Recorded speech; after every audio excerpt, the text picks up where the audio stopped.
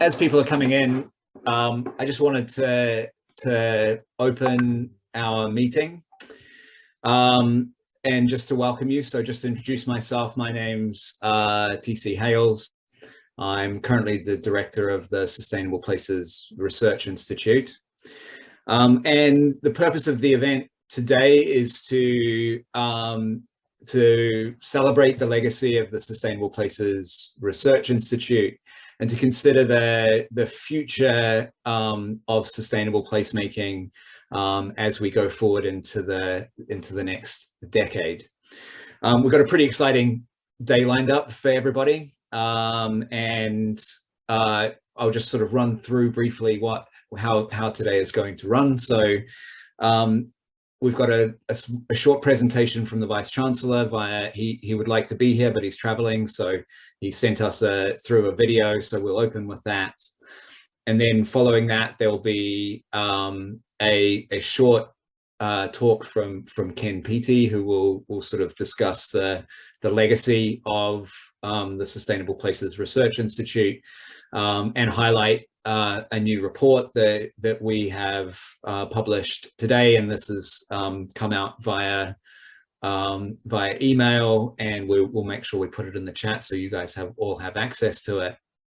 And then followed by another short talk by myself, thinking about the legacy and how things are going to move forward. Following that, you'll be invited into breakout rooms, thinking around some of the major future sustainability agenda, and I'll discuss how to get into those in a few minutes. So I just wanted to say welcome and thank you all for joining. We're hoping this will be a fun session and open and discussions. Please feel free, if you have any questions at any point in time, to put them into the chat, and we'll be able to answer those as we go.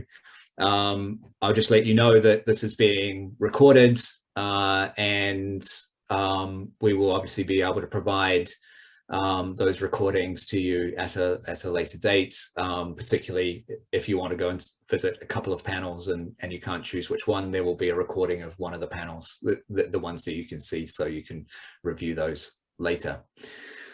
So with that, I just wanted to again thank you all for coming, and Rebecca is going to magically turn on the recording. So so thanks, Rebecca.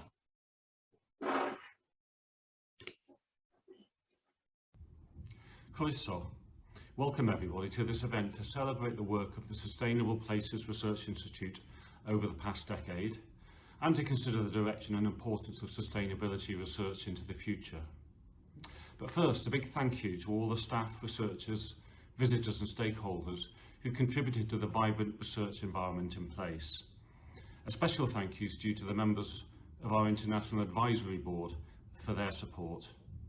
It's been great to see how an interdisciplinary, sustainability-oriented research institute has been able to support the broader goals of the university by supporting our research, impact and civic mission, so it's right across the board.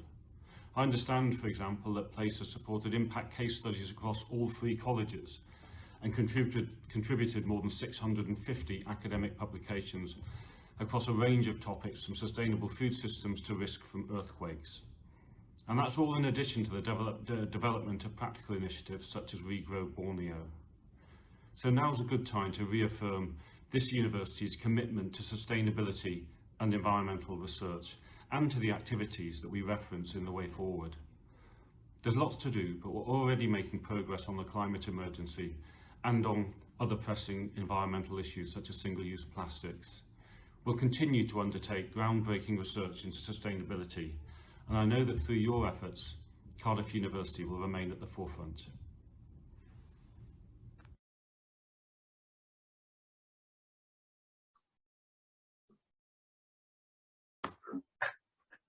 So again, apologies that we haven't been able, that the Vice Chancellor hasn't been able to attend, but obviously it's great to hear his kind words. So without further ado, I want to pass on to Professor Ken Peaty, who is one of the co-directors of the Sustainable Places Research Institute. He's kindly agreed to provide a presentation that runs through the history of the Sustainable Places Research Institute and thinking about the legacy of that institute. So Ken, I'll leave it to you. Okay, so, and you can do your own metaphor if you like with the picture, but I will say this is just the one that Windows popped up as a suggestion. This is the first one it popped up as the suggestion for the background for this. And just to say, I know we're talking about the future of sustainable placemaking, but since this is the final place event, it seemed a nice chance to go back and do a brief history of place, how we got to where we are now. I'm going to start with some really ancient history. I know the 1990s increasingly sounds like totally ancient history, but it was a kind of strange decade for sustainability in a way, because, you know, it had kicked off in earnest in the 80s with the Brundtland report and everything, but it took academia, I think, a while to catch up. But strange things did start happening. We had things like the Toyn report in 1993, which I think really started to get universities thinking seriously about where sustainability fitted into their curriculum and also into their operations. I found that colleagues started to shift their opinion about me. In the early 90s, people just treated me as a kind of harmless eccentric in the business school. I even had one colleague describe my interest in sustainability research as a career death wish. But gradually into the 90s, you know, people started thinking, oh, you know, maybe it's not quite so crazy after all. And operationally, in I think it's about 95, I couldn't absolutely prove it, Cardiff established a new cross-cutting environmental committee, and it sent along somebody from each school. And I was the person who went along from the business school for that first meeting. And we discovered something really interesting. I met people I'd never met before in other schools in the university with an interest in sustainability. And weirdly, they all had the same story to tell, that Cardiff was unusually advanced in terms of sustainability research in relation to their discipline. And it wasn't just the ones you might expect, like sort of geography and planning. It was also law. It was also philosophy. That, you know, Robin was highlighted as Britain's leading sustainability philosopher. Journalism, engineering, everybody kind of said, well, funny you should say that, but actually in our school, ... We actually ended up laughing at the end of the meeting at the extent to which each school had that same story to tell, but we were all sort of blissfully unaware of each other. Now, the committee didn't last very long for various kind of political reasons, but it did spark this idea that we had this kind of strength in breadth that we should do something with. You know, we just didn't know what for a few years. And then moving on to really the year 2000, a group who had European funding in the School of Geography and Planning, as it is now, contacted colleagues in law and in the business school to say, you know, do we have the kind of critical mass to create some sort of ESRC bid around business sustainability and CSR? And the answer to that question eventually was yes. We managed to get the Brass Centre established in 2001. You know, it existed for 11 years, got kicked off with an initial 3 million in funding. And it was a really big deal at the time. I mean, that was the first time an ESRC centre had been established anywhere outside England. Scotland has never had one. Wales has never had one. It was the first time, you know, 3 and then it became 4 schools in the university had got together for a major interdisciplinary research endeavour. So it was a big deal. And I think it proved several things. Number one, I think it proved the potential to bring together scholars from those different disciplines for genuinely interdisciplinary sustainability research. And for all of us, it was a real eye-opener, actually, to talk to people in law or in psychology or in geography and planning about these issues, because you got such a different perspective, often such a different vocabulary of ideas and words. I think it also proved it's really good to have a specific real organisation, not just a sort of virtual network connecting up across schools, which was quite popular at that time. I think we really felt the benefits of a real place with a real front door, its own capacities in administration and communications to really, you know, give the thing identity and strength and momentum. And then finally, the model we had was some researchers employed full-time at the centre, working very often with associates based across the schools, I think that model we found worked really well. We got a lot of bang for the buck out of that model. And those three different elements all translated into the eventual establishment of Place. So in terms of getting more up to date and the specific roots of Place, those come from, in 2009, the university announced a competition to fund 2 research institutes. And I mean, the model I often heard mentioned was the Harvard Dental School, slightly weirdly, but saying anywhere you go in the world, if you talk about dentistry, people identify with the Harvard Dental School. You want that kind of very recognizable center of excellence for a discipline or an issue within a university. And the specification was it had to be sort of world leading, deliver innovative research that was going to be collaborative and interdisciplinary. And also the aim was to create these research flagships for the university with a reputation for that quality research that had real impact. And I think that's very much, you know, the starting point for the plans of Place is, well, you know, can we actually create something that looks like that? Building on the sort of brass legacy, and in fact, you know, in many ways, Place inherited some projects from brass, it inherited some of the researchers from brass, and it inherited this idea of this cross-school, cross-disciplinary teams tackling these sustainability challenges. How to actually create the you know, an research investment that brought together all those different sustainability capabilities across those schools, though, was a challenge. And the initial meeting from which it sprang was actually based around the idea of having an institute about sustainable city regions.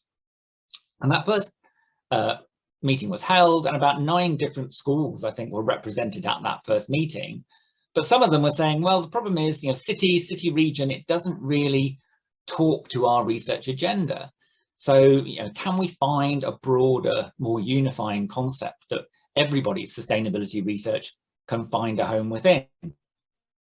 I will take credit for the person who sort of put up their hand and said, I've got an idea. Rather than sustainable city regions, how about sustainable places? Because places is quite a flexible term, and most disciplines have something they would talk about as a place. So we started to, you know, literally get out a big piece of paper and some marker pens and start drawing on the wall. And various people chipped in, but we said, well, you know, there are natural places out there that maybe the environmental scientists are really interested in. There's, as well as cities and towns, other people live in rural places, and there's farming communities, and a lot of people in geography and planning were interested in those kind of places. But also, you know, a business school, something like my own home school. We're often used to talking about quite abstract terms, really, about business. But, you know, organizations are real places. They're places where people turn up to work. So we started thinking, okay, that's good. We can find somewhere for everybody a little bit, especially if we start breaking it down and saying, okay, well, within cities and towns, you have, you know, homes and buildings and communities, or there are different types of natural places, and that, you know, every discipline would have one type of place they talk to. And if you take, for example, a river catchment area, well, an environmental scientist might be interested in that, and so might a hydraulic engineer. And you start to find these places that we do have some sort of common interests in. So then we took those 9 schools who were at that meeting, and we literally, with coloured marker pens, started saying, well, okay, can we connect these things up? And what we found was the answer was yes, and it started to look a bit like multicoloured spaghetti diagrams, but there definitely were these common interests in particular places where you could bring schools together. So whether you're bringing, you know, urban planners and sociologists and health professionals to talk about, well, you know, what would a healthy community look like, for example, or whether you're talking, you know, legal scholars coming together with business scholars to talk about, well, you know, what would an environmentally sustainable business look like in terms of how we might regulate them, for example. And there were a whole range of different projects started to suggest themselves once we mapped it out in this way, along with some sort of cross-cutting themes like governance or transitions and sustainable futures. So by 2010, we were underway. There was a launch event. It was actually 3 institutes were established. And at the launch event, I was asked to speak, and I was asked to speak third. It was like a dinner, and each institute got to say a few words over their course. I got pudding. And it was a tough gig in some ways, partly because the first 2 institutes have stood up and said, well, we're going to cure cancer in 10 years, or we're going to solve the mental health crisis globally in 10 years, to follow that. But in some ways, I think I managed to suggest that the sustainability agenda was a big one, but also an important one that the university could make a real contribution to, especially with this place-based focus. And the initial mission statement that Terry helped to craft for us, this idea of a mission to produce this, really this idea of sustainability science that was around place-based solutions to those challenges, because the challenges of sustainability and the eventual solutions, will all have to be enacted in particular real places.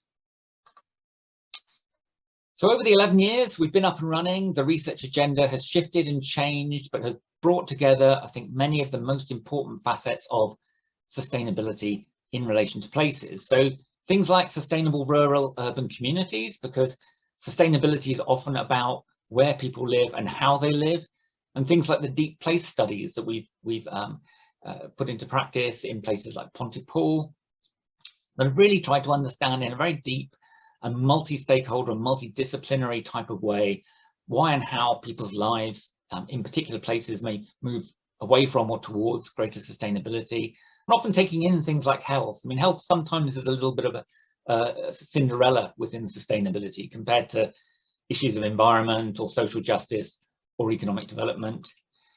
Co-evolving interactive systems, the idea that often these natural systems come into collision with social systems or economic systems in a particular place. And the work we've done in the Borneo forest, for example, I think is very illustrative of that. These very delicate but complex ecological systems, the local communities and the social systems that help to govern them, but also the economic pressures through things like palm oil plantations that threaten the balance of those systems that have existed over many years.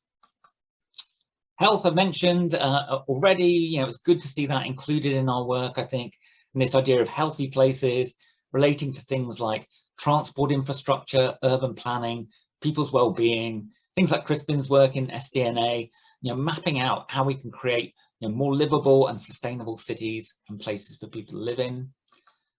Food, land and security, illustrated by projects like Tea Grains or Transmango, with food and land really being one of the core planks of sustainability and sustainable futures. Also risk, I think risk, again, an issue that sometimes gets a little bit overlooked in the sustainability agenda. And we've done some very groundbreaking work in relation to earthquakes. Sorry, that I didn't really mean that as a pun, that just came out.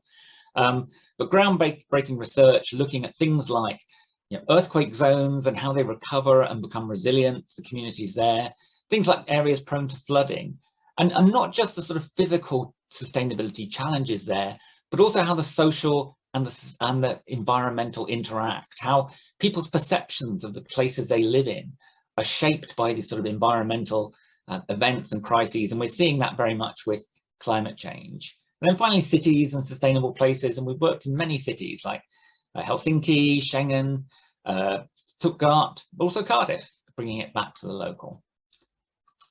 Okay, so what happened next? What was the kind of final things that happened? So we had 11 years of innovative and interdisciplinary research, and I think that's very much pulled together in that legacy report that TC has mentioned.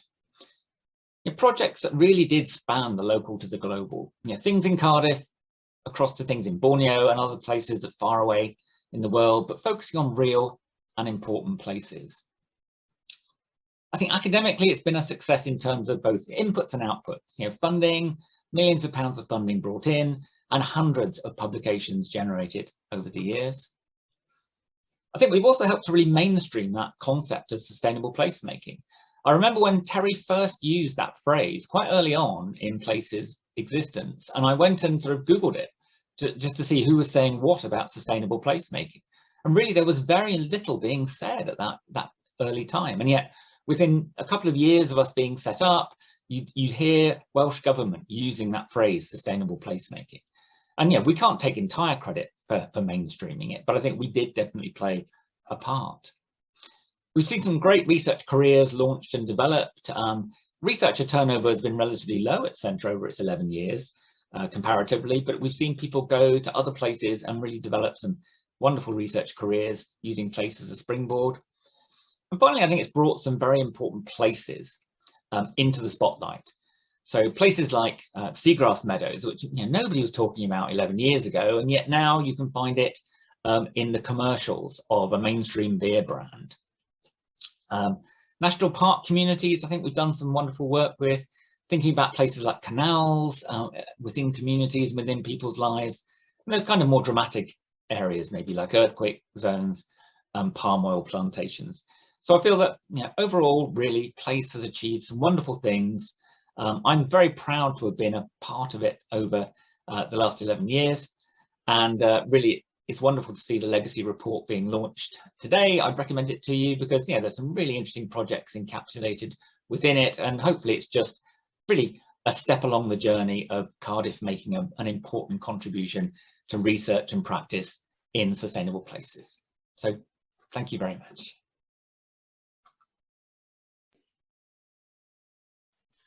Great. Thanks a lot, Ken.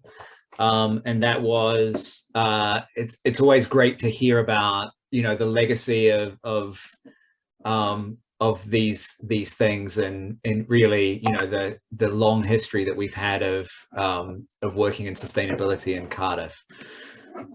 Okay, so if you'll just bear with me one moment, I'm just going to pull my screen up here.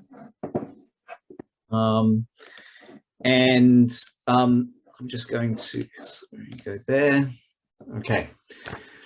So what I want to do is just to build on what Ken has started, to start thinking about, where we're going and where we are now and where we're going into the future. And, just to really think about, well, sustainability is still a major problem that we need strong academic work to think about. And so I wanted to just reflect on some of my thoughts, particularly about how the future is bright, I think, for sustainable placemaking. Okay, so I'm just going to start with a slide that really runs through some of the key events that have happened in the decade of sustainable places. Certainly, the decade has involved some amazing global initiatives and also some global crises. So in 2015 and 2016, we had real high points of global diplomacy. We had the development of the Sustainable Development Goals, and the Paris Climate Agreement was also one of significant goals. These set significant targets around climate, inequality, justice, education, and the environment, and are really promising initiatives. We've also had some major crises. Just prior to the decade, we had a collapse of the global financial system.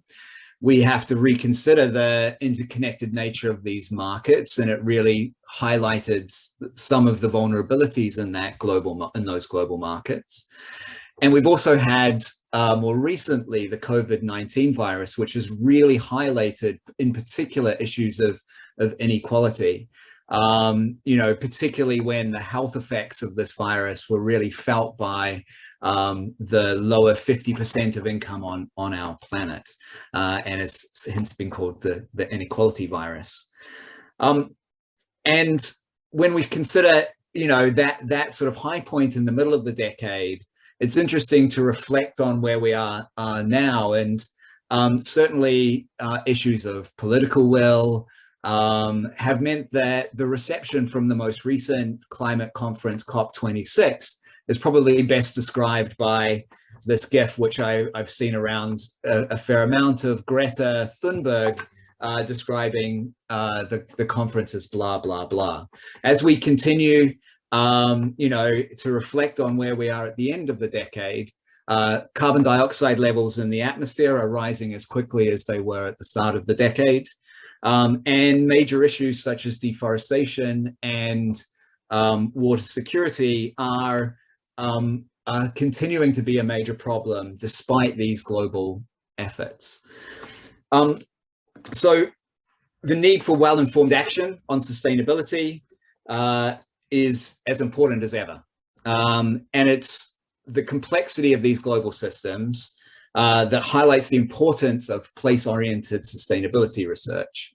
The concept of place is really amazing. It allows us to focus on the complexity. We can consider the systems, and we get to embrace the messiness of the world around us. It also focuses on the real, and it allows us an opportunity to test academic theory under rigorous conditions. By always be working in the real, then you know, our theory really gets a test. At Place, we deliberately worked within this complexity and considered challenges, as Ken mentioned, around urban-rural systems, co-evolving ecological and social systems, health, infrastructure, food, land, security, and risk. It's a big tent, and it's been a really interesting place to be. So I can only speak personally as being a member of Places has opened up for me. It's been a place where my research agenda has expanded, but also I've had the opportunity to develop initiatives like Regrow Borneo to really put my academic thinking into real action. The people that have worked around Place and the people that I've been around Place are people of extremely passionate views, and those passionate views are actually have really affected me, not only as in my academic life, but in my personal life. I've really looked to embed sustainability into my own personal practice, and being part of a unit that allows us to do all of those things has been something that's really been quite special, and it's really great pleasure for me to sort of talk about what this is into the future. So what is the legacy of Place, and how do we see it manifest into the future? What are the open questions for us, and how can we build on the legacy of Place? And really today I want to start some of those processes. We're not going to solve these problems now. We're going to continue to talk about them for a long time into the future. But really today what I wanted to do is highlight 3 areas of discussion. One is thinking about our relationship with nature. We increasingly hear the media talk about how humans are becoming less comfortable with being part of the natural world. And so really this is an area that we need to think about going forward, and how the natural world is important for our health, our well-being, and how our relationship affects nature itself. We're going to talk about the local to the global, consider our globalized world. Globalization is a reality, but it's a fairly uncomfortable space in terms of sustainability. And so really our future, we need to think about what is the relationship between our globalized world and the more local areas in which we live. And then finally, we're going to talk about the future of the food system. And, you know, this is obviously something that is of great complexity, and something that is obviously extremely important for us as we go forward. If you'll just indulge me a few slides, I'm going to talk about some things that I personally find quite interesting, and I really think are areas that we need to go into the future. One of the grand challenges that I see is really thinking about the future of our environmental systems. Environmental systems include a myriad of physical, biological, and social processes. I have a picture here of the Kinabatangan floodplain, the Kinabatangan River floodplain in Borneo. Prior to any human intervention here, I could have described this rainforest by a series of feedbacks. In particular, you know, this is sitting on a large river floodplain. The movement of that river, the creation of oxbow lakes and other things like that, allows the creation of habitats that have developed one of the richest biodiversities on our planet. There are similar feedbacks within that system. So the creation of the vegetation and the habitats has also led to stabilization of the riverbanks and to feedbacks between the physical system of river development the ecosystems that are developing on top of them. Random events also affect this landscape, particularly floods. But ultimately the system is conservative, and the feedbacks in there work to maintain that across long time scales. These were the systems that I was trained as a disciplinary scientist to understand as an earth scientist. They're complex. It's not an easy problem, but ultimately they're fairly conservative. When we actually look more closely at this picture, we start to see some things that take us away from that view. I can see here patches of forest. Hopefully you can see my pointer, where people have come in and cut down trees to use for timber. That selective logging doesn't allow trees to regrow. Instead, what happens is that vines and grasses come in to replace them, suppress the tree growth, and we create a different landscape. Also, you'll see on here, this photo includes our Dan Algerang Field Center. So not only this is no longer a purely natural system, people are living within it and interacting with it constantly. So what is so this has created a problem. This challenge of natural and physical scientists understanding these conservative systems. The reality is that the new environmental systems that are being created, such as here, are novel. They're things that we've never seen before. So they can't be considered in our typical conservative frameworks. Humans and ecosystems are strongly coupled.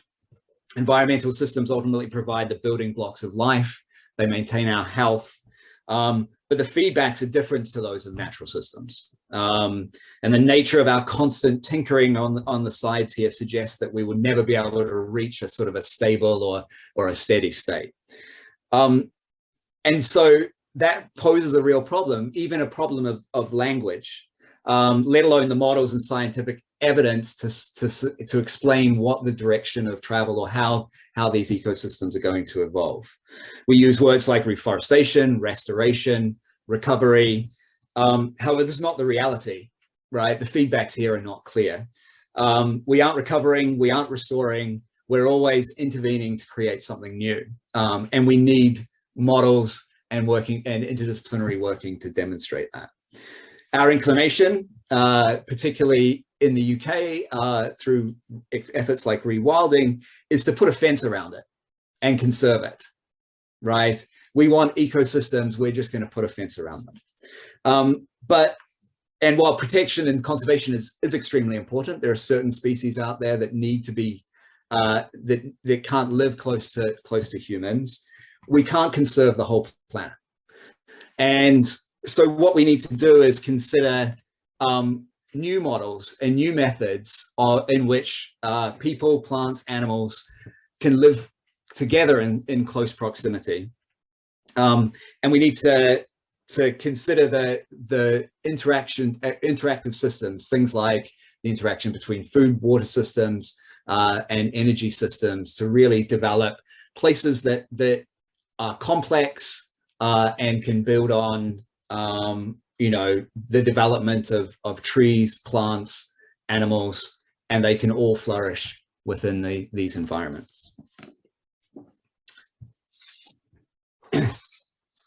Oh, I've lost my place here.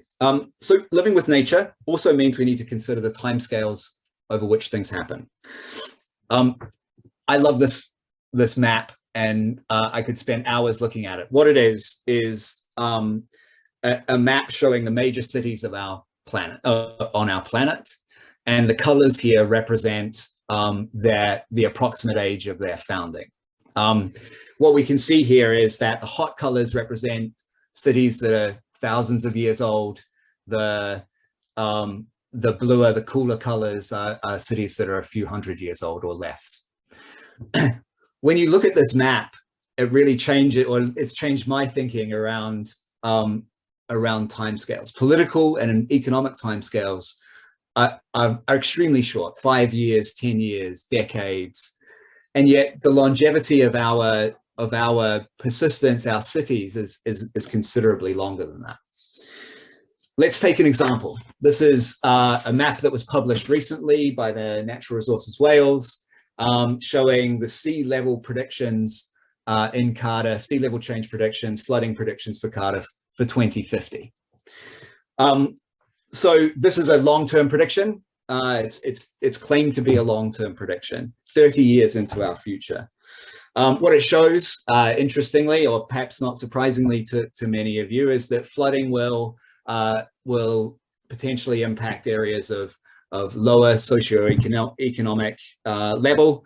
And, you know, there is actually quite a lot of inundation in various parts of the city. However, Cardiff as a city was established 1,000 years ago. It became a major center about 100 years ago. And yet the best we can do at the moment is to predict what's happening 30 years into the future. We need to consider we are likely to intervene. We're likely to build levees and do things like that to try and mitigate this. But we need to think about what those interventions across such short timescales relative to the timescales of the cities are actually going to do, and whether there are going to be negative consequences for what we do, particularly if we choose to defend, or do we choose to open up space to allow natural processes to happen.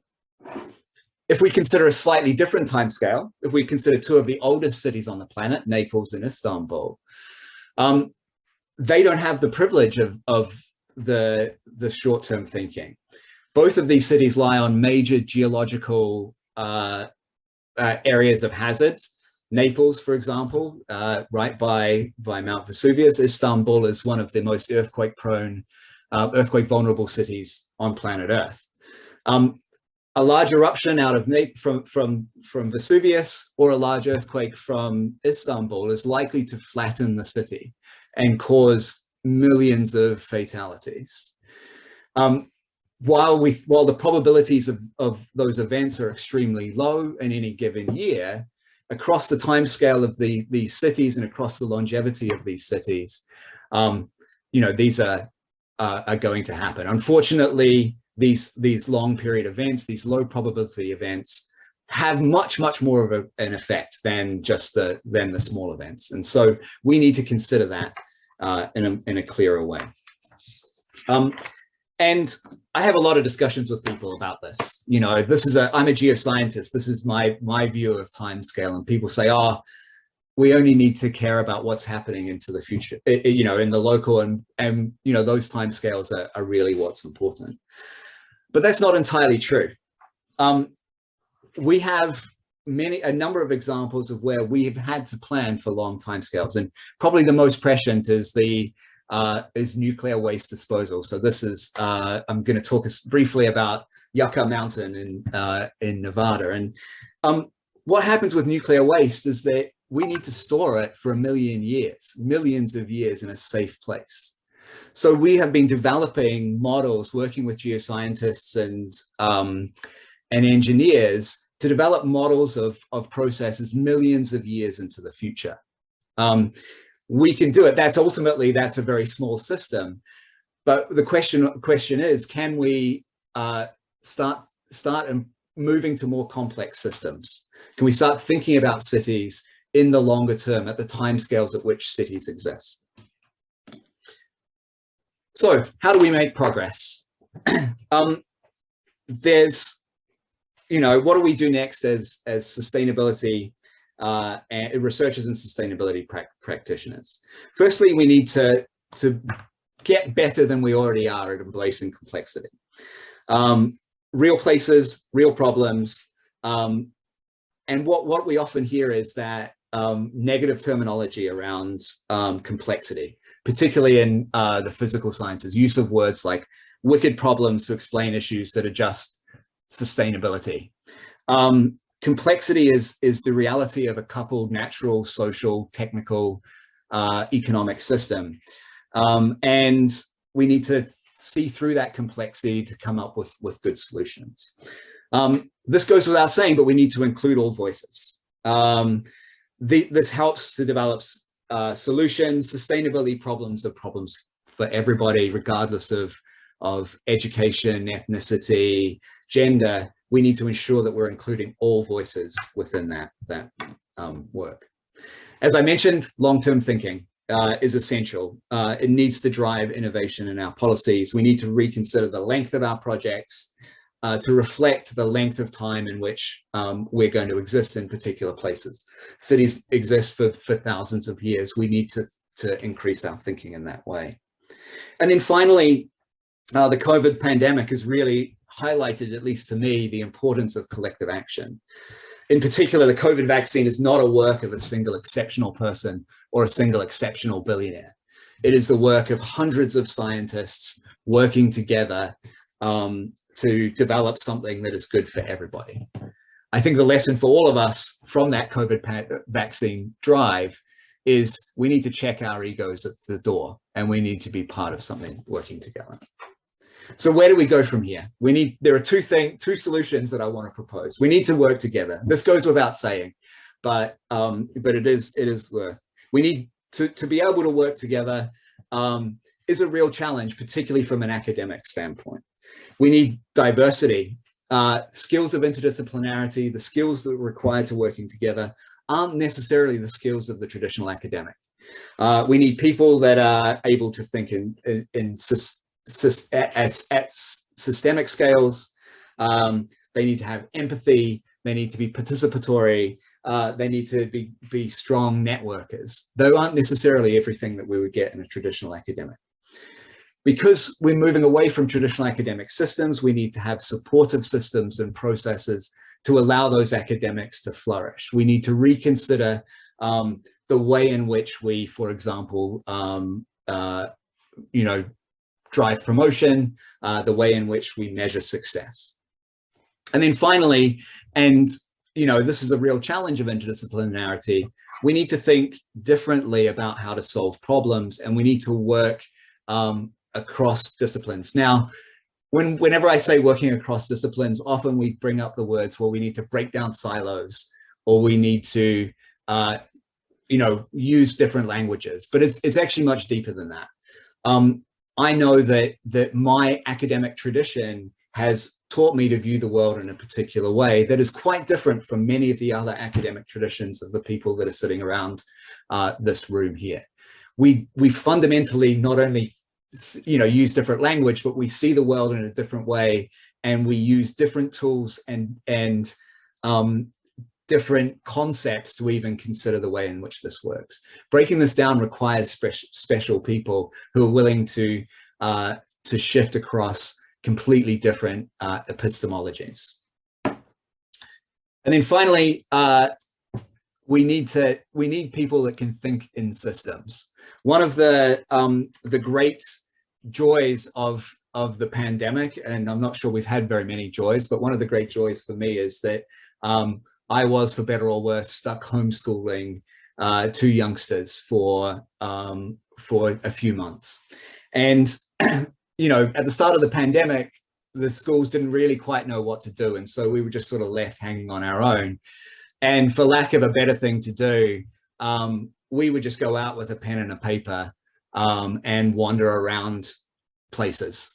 And we would, we would stop, we would name rocks, we would take a piece of paper, we'd rub on the bark, we'd see what it looked like, we'd draw things. And ultimately, what we ended up doing was just falling in love with our local area. And hopefully by doing that, we started to consider create some systems thinking amongst the two girls. We can consider this also within our university system. Here are some students that are standing in front of the longest glacier in Europe, and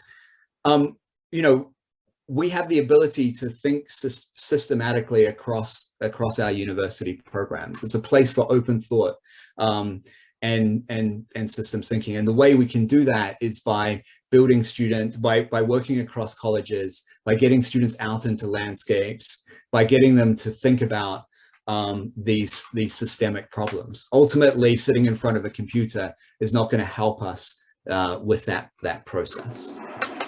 So with that, I would like to conclude just by saying that I think our future is bright.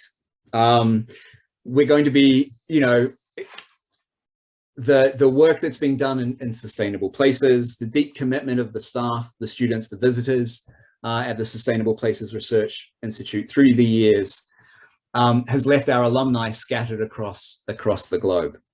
We'll continue to work on these challenging problems. They will continue to work on these challenging problems.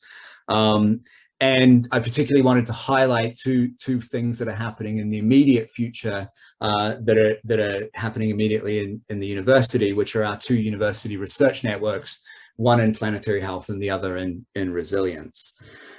Before we transfer to the next phase of this event, the panel phase, I just wanted to pause and just really make a special thanks to everybody here who has been involved in the Sustainable Places Research Institute. As I said, it's been a unique, fun, and really interesting place to work and be a part of. And I really think that beyond our research expertise and our outward profile, it really highlights how we can work together as an institute and how we might be able to build research institutes in a different way to solve these problems. Also, I would like to thank you know, the Vice Chancellor and others who have really taken a gamble, as Ken mentioned, to try and pull together a research institute that really thinks differently and in my opinion has demonstrated its value. So with that, I'd like to say thanks. I'm going to stop talking and just to talk through what the process of what's going to happen now. So what we're going to do now is invite you all into breakout rooms. As I mentioned, there are 3 breakout rooms. The first breakout room is sorry, I'm just going to get the orders here. So there's a breakout room thinking about the future of our relationship to nature. There's one about local to global, and then finally one about the future of the food systems. With that, many thanks to all of you, and I look forward to continuing these discussions in the breakout rooms.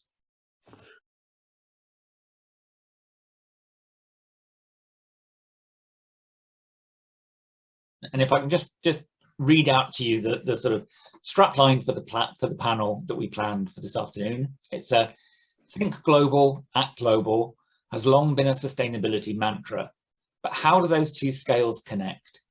Can we really affect the global through locally focused actions? And is deglobalization, relocalization, globalization, or a new kind of relationship between the global and the local the route to a more sustainable future? So that's the kind of thinking I'd like to explore a little bit in this panel. We've got 3 wonderful speakers. We've got Calvin Jones from Cardiff. We've got Ria Dunkley. Ria is one of our many place alumni, now in Glasgow, with her career developing there. And it's wonderful to have her back to share some of her perceptions. And also Chris Blake, who's been very much a local champion of place, a great partner, working out in the world of practice, and he's been very closely involved with us over the last few years, helping us sort of guide our thinking and strategy. So I've asked them to do sort of 8 to 10 minutes each with either slides or kind of free form if they'd rather, just to kick the debate off and then really have a chance of just having some questions and discussion afterwards. Okay, and hopefully the presenters can each share their screens if they want to. And so Calvin, can I ask you to maybe go first? And I didn't know what the audience was going to be today, so apologies if it's a little bit kind of intro level, you know, in relocalization 101.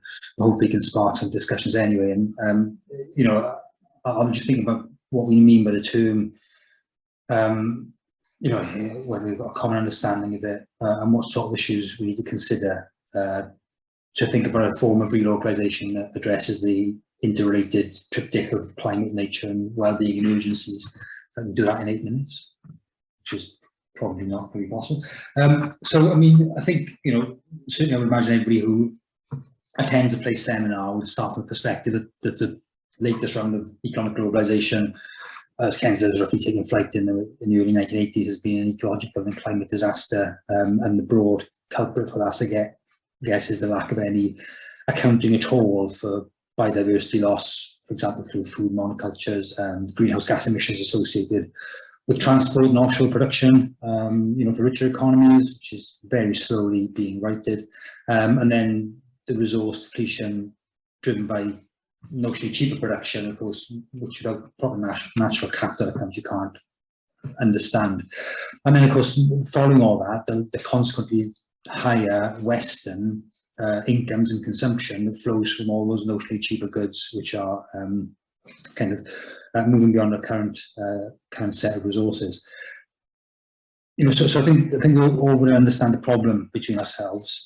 There are some economists, American ones, who believe that this isn't a problem, and they're all moving up the environmental Kuznets curve, and once they're all rich, everything will kind of sort itself out and go away. I was getting very irate on Twitter this week when Noah Smith was saying this, but I ignore that perspective now because they're all completely mad and they want to plan from us, I think.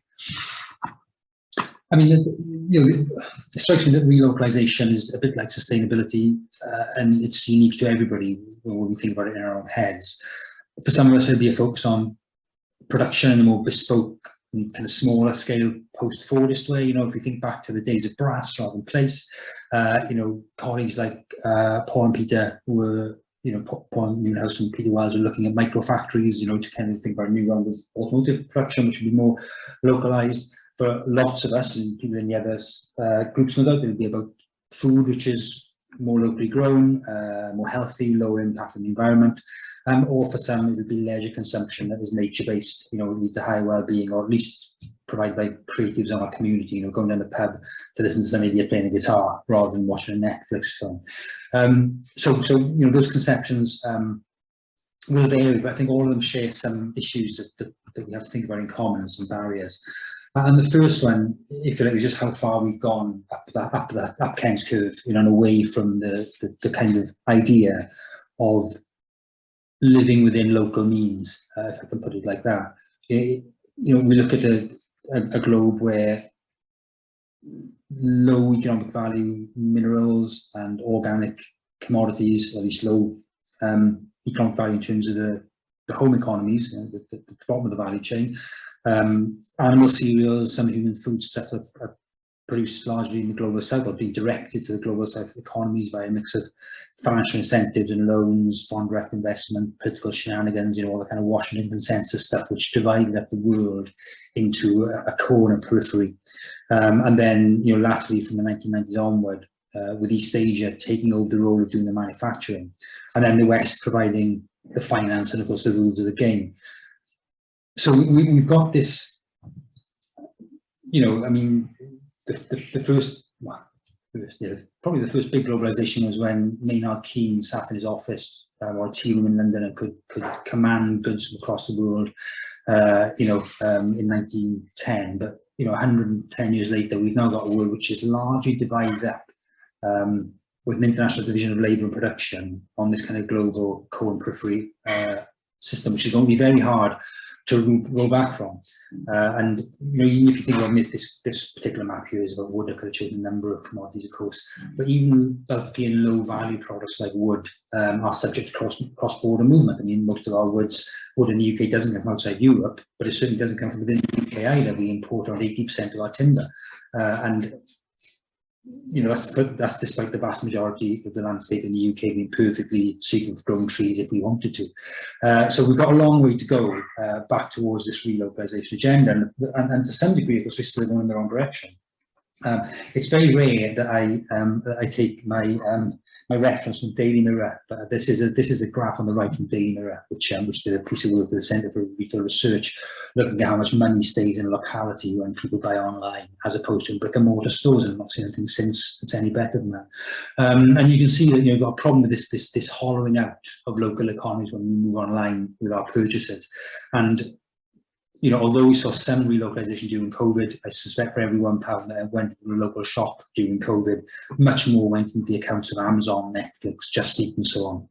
And I think if we're thinking about relocalization, to me, there's this huge tension between commodified, easy, standardized, global, you know, relatively cheap, because if you're not paying the external costs, the environmental costs, as opposed to more bespoke, local, and frankly effortful consumption. And that's something which I think we need to be really focus on if we're going to take a relocalization agenda to the places which are not used to, you know, not nice middle class places, which maybe, you know, probably the top net high street and buy something, but places like Gurnos and Merthyr or wherever else. And the current cheapness of the system in many ways is a real problem, I think. You know, that we have to think very carefully about when we're trying to understand how we can move behaviours.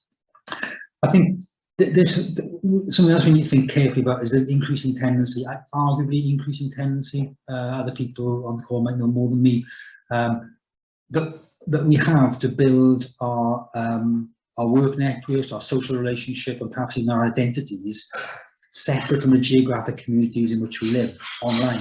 And I worry that, you know, over time what we've seen is an ability to find like-minded people in various ways, and perhaps then to have a more tangential, a more ephemeral relationship with people who actually live next door and on the same street.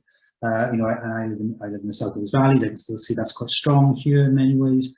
But I worry that any relocalization agenda has to have some sort of emotional response from the people who want to change their behaviours.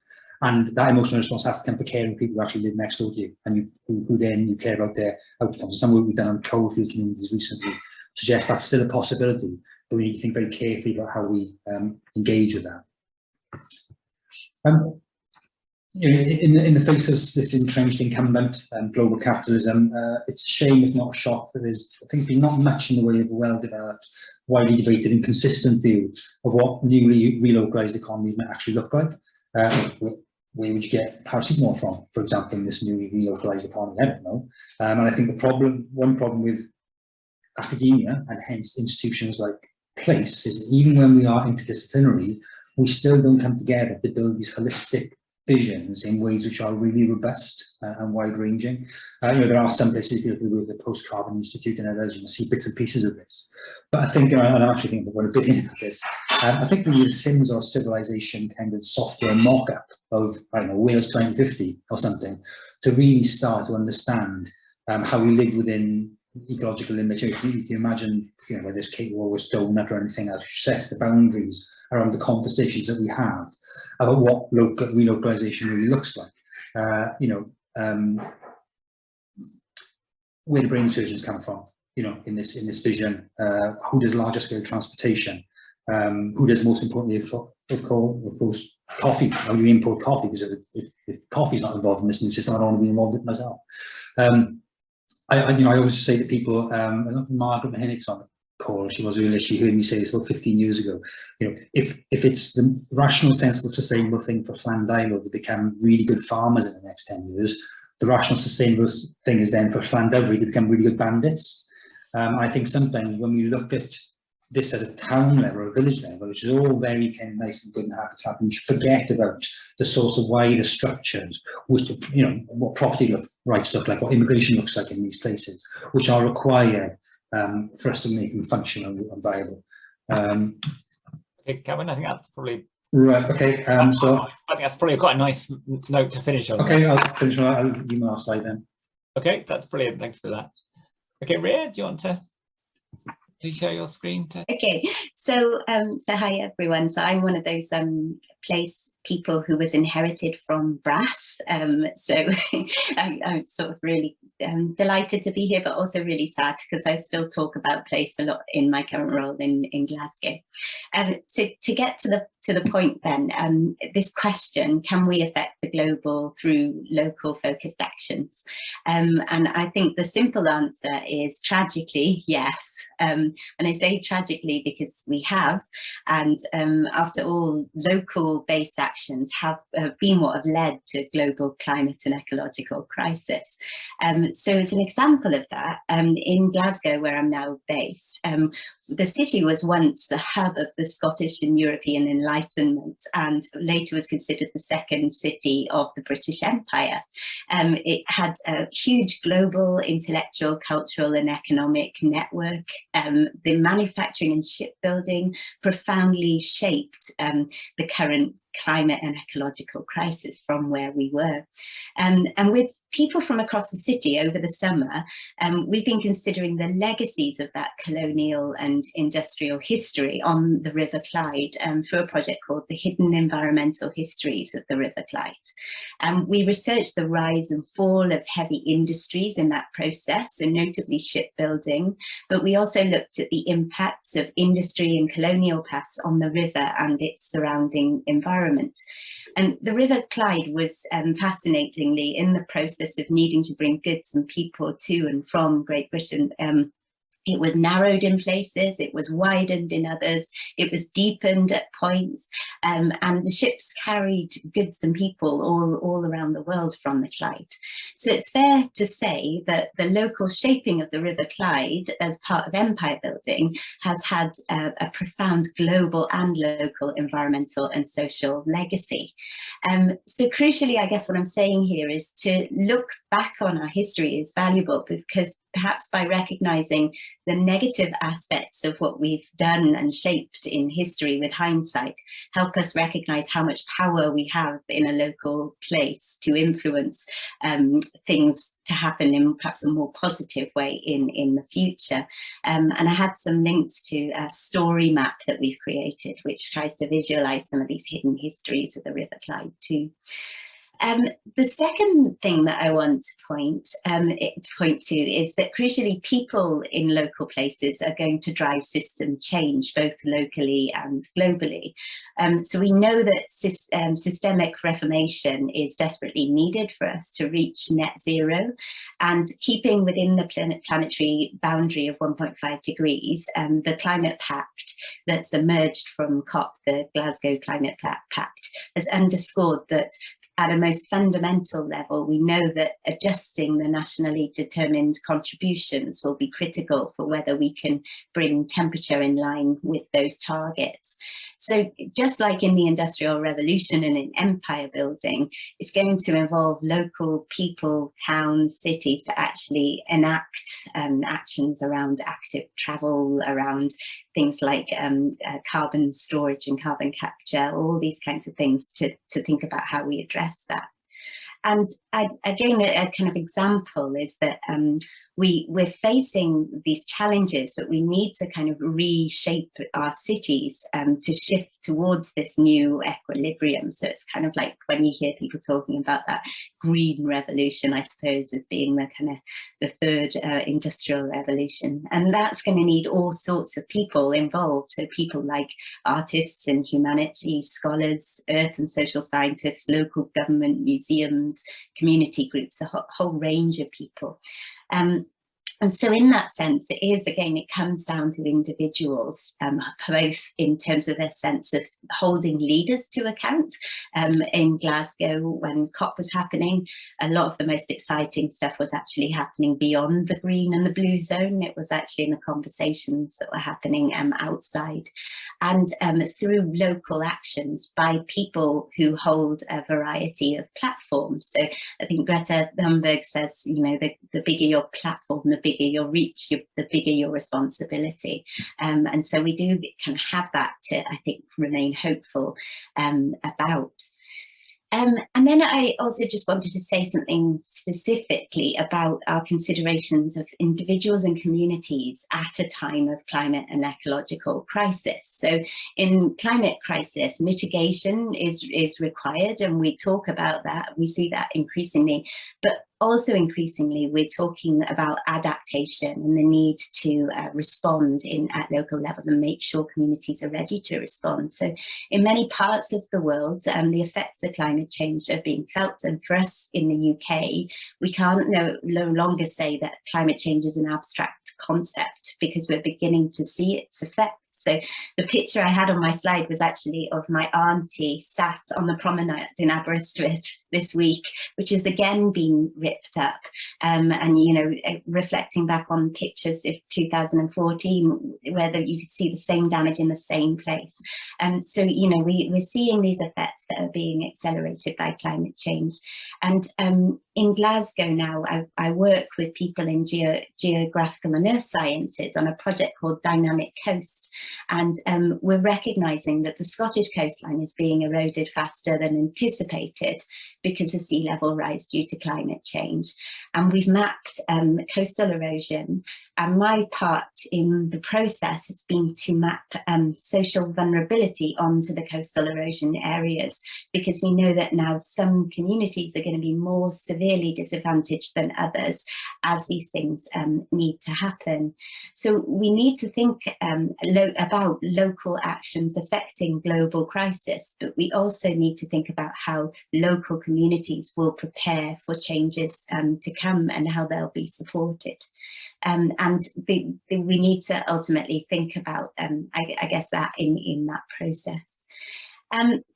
And then I guess the final point that I want to make in relation to this, and this kind of relates to a justice issue, it's not about the need for different types, it is about the need for different types of relationships between people and place at local and global scale. So it's that second part of the provocation that's been put out to us. So I realise the question's a bit of a straw man and one that's been discussed for a long time, but for me, the global and the local are already intricately connected, and more so than ever now. We live our lives online, all of the things that Kelvin spoke about in terms of purchasing decisions, travelling decisions, energy use. So it's not a question of whether the local actions influence the global, because they already are, and they're doing this everywhere. But what's kind of crucial is that actually has a merit by thinking about individuals and communities and how they are affected and how they need to seriously be involved in the conversation. So exciting stuff, like I said, was happening beyond the blue and the green zones in Glasgow. I think the most exciting thing about being in a city where it happened is all the conversations that are now happening, things that, you know, have been on such a, you know, we're marginal often in what we're doing here, but suddenly this is on the agenda and we're able to talk about it. So that is a wonderful thing in itself. And so for me, that it's all about kind of involving everyone through activities like eco-pedagogy, lifelong learning for sustainability, getting people involved, you know, at really young ages, but then right throughout the life course through things like citizen science and maybe, you know, business training initiatives that bring these conversations in. And it's all about the university and community collaboration. So we have to recognize that, you know, these old institutions that we're in with base, they have a history that come with them. And so it is about a kind of change in terms of building networks with a variety of people to actually be useful in the places that we are. So ultimately then it's about kind of not casting people out, but making sure that everyone's included as far as possible in the conversation, in the activities, so that their vast potentials for actually creating positive change are utilised. That's everything I wanted to say. Well done, thank you. Okay, and Chris, hopefully you can share your slides for the final. Yes. I was going to start with a quote from the 1990s, which about the disappearance of the dislocation between people and place, and how we're all becoming citizens of anywhere, maybe of nowhere. And I think Calvin's point to be, this was written in the 90s before the internet and social media. If you add that in, I think that is a real attention. I'm going to talk briefly about the Skyline project in the South Wales Valleys, and it's about a vision to reconnect community to landscape socially and economically.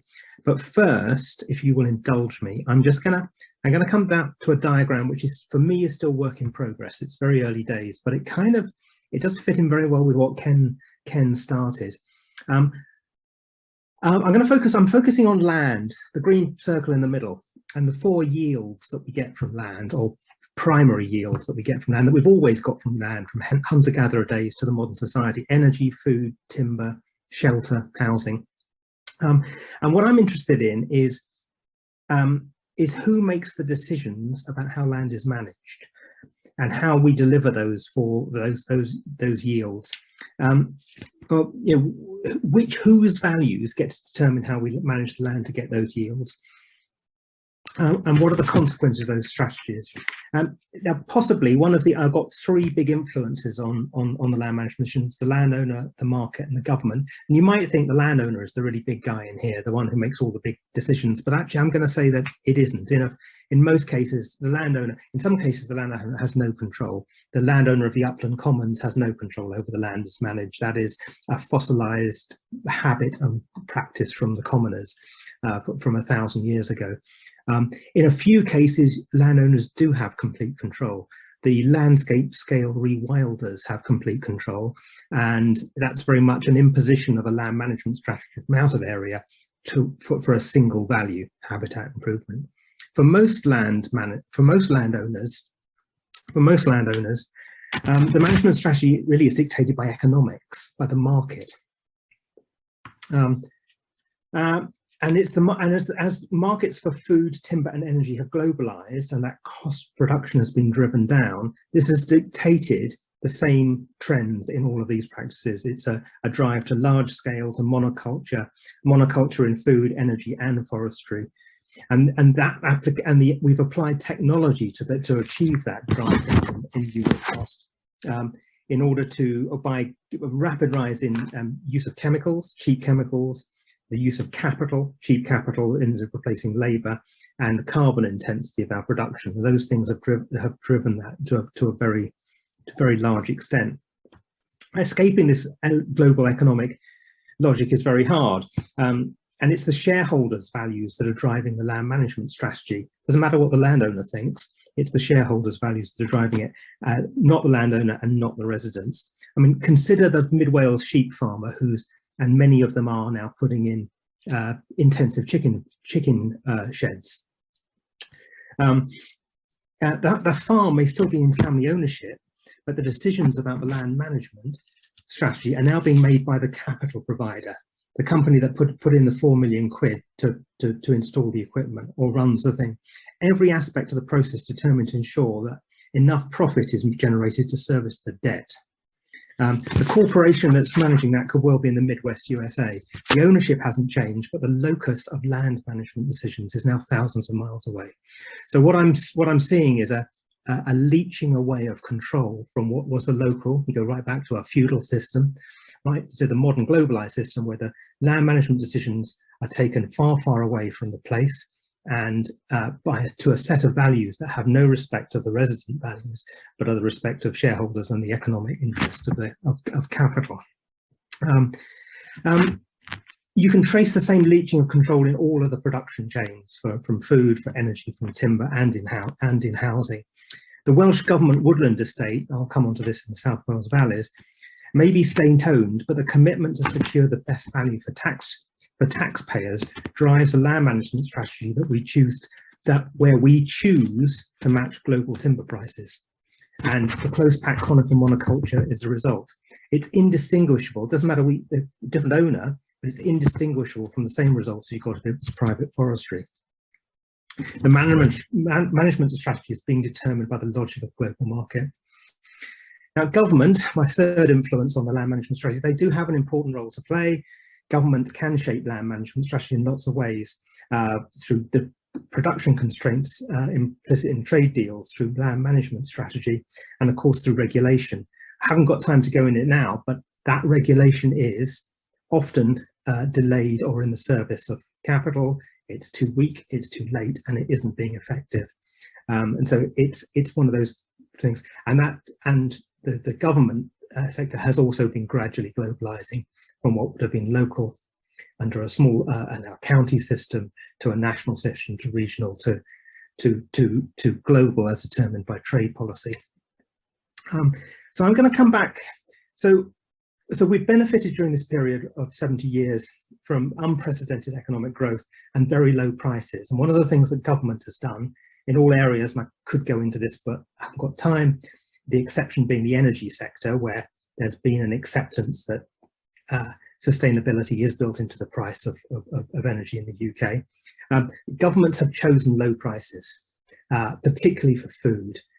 It's a political mantra that you have to keep your food prices low, and the consequences of that have been gruesome. We're paying for that with climate, for nature crises, and for the social crises of growing economic inequality. So that's my background. What's the hell have this all got to do with Skyline?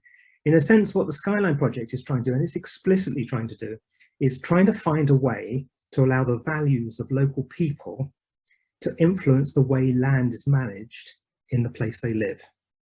And what I've been saying is that this hasn't been the case. This hasn't been the case for decades, or sometimes for hundreds of years.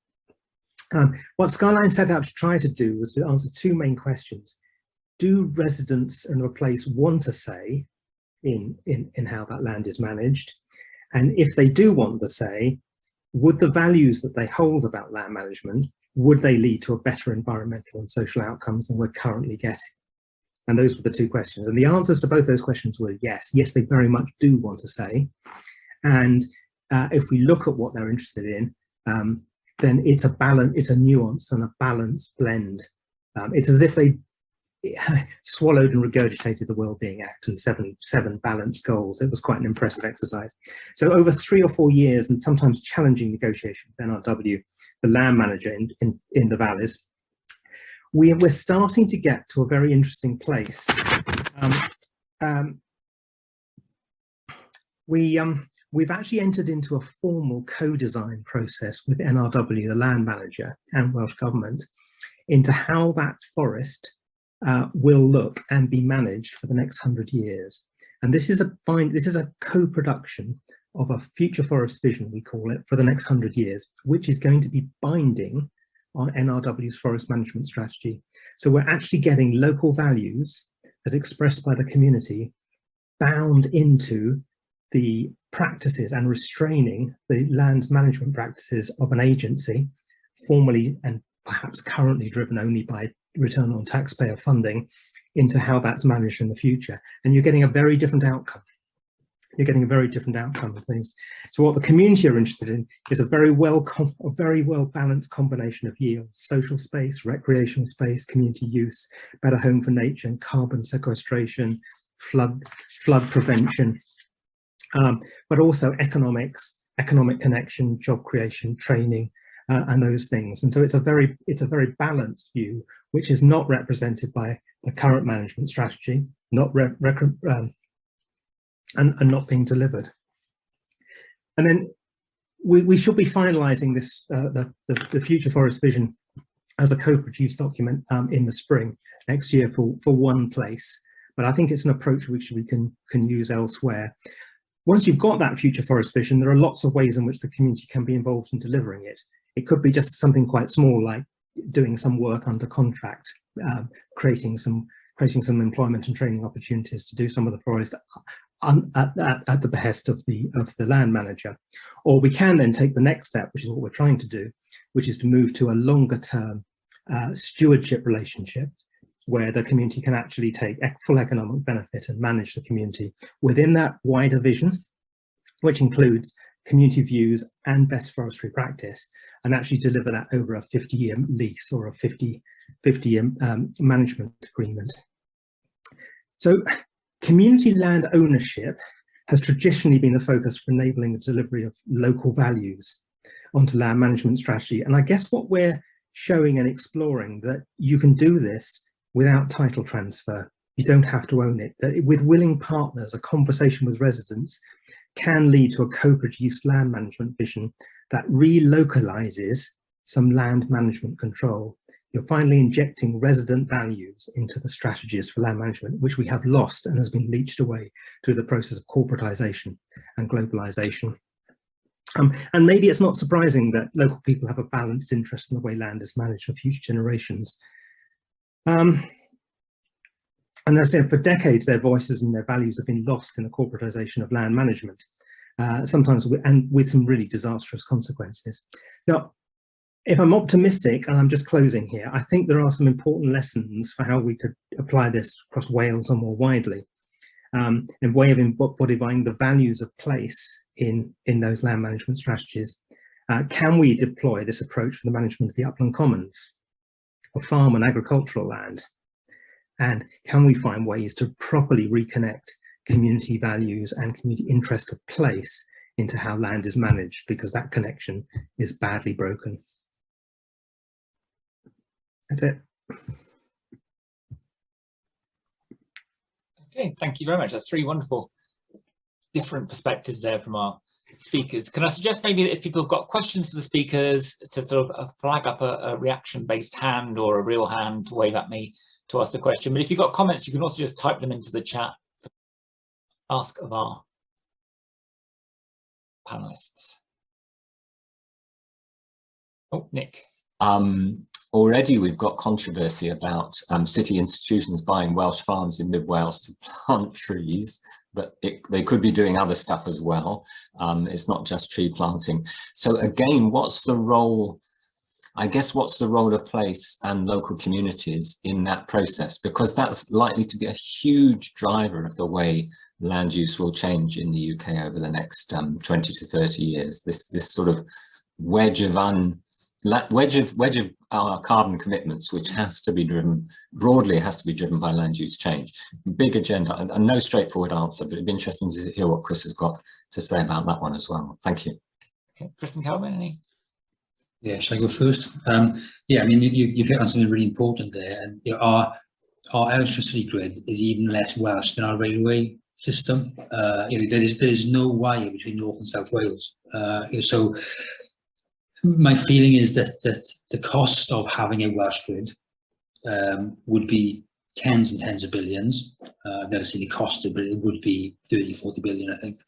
And that's not going to happen in the next decade. And the one thing that would be sensible to do, after having read in the Welsh Government's renewables deep dive this week, which came out, which doesn't do this, is really just abandon our obsession with electricity generation and spend the next 10 years reducing demand. And obviously, trying to look at off-grid solutions in terms of local storage and so on, and new storage solutions, but really trying to wrestle with National Grid or whatever takes over from National Grid, because it's changing, I think is an exercise in futility given how little influence we have. So we have to do something else which is important and spend that energy elsewhere, I think.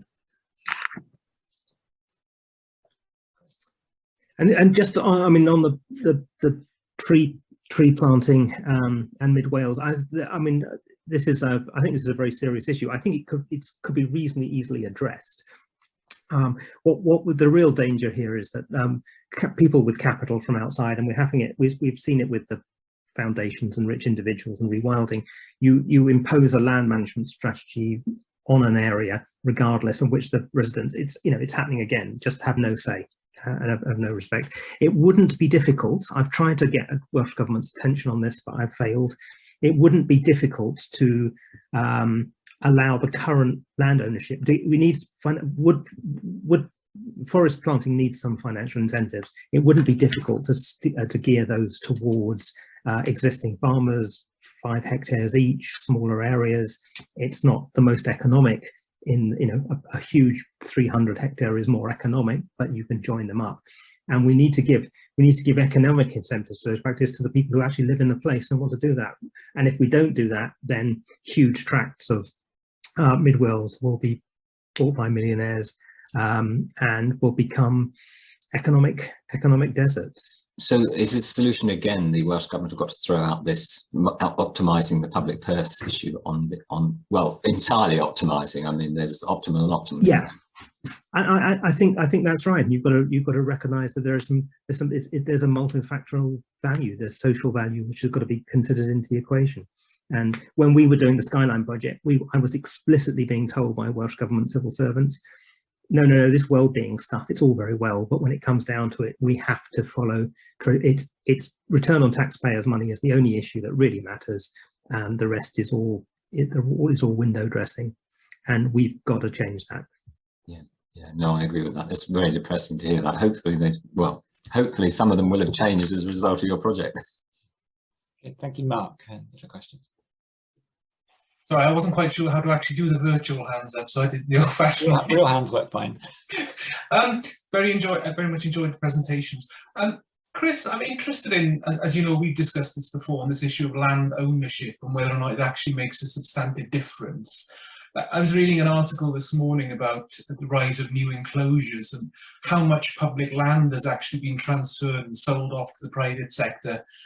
Much of it, of course, owned by international funds over the course, well, since 1979. I think that figure was around 10% of British land mass, which is extraordinary.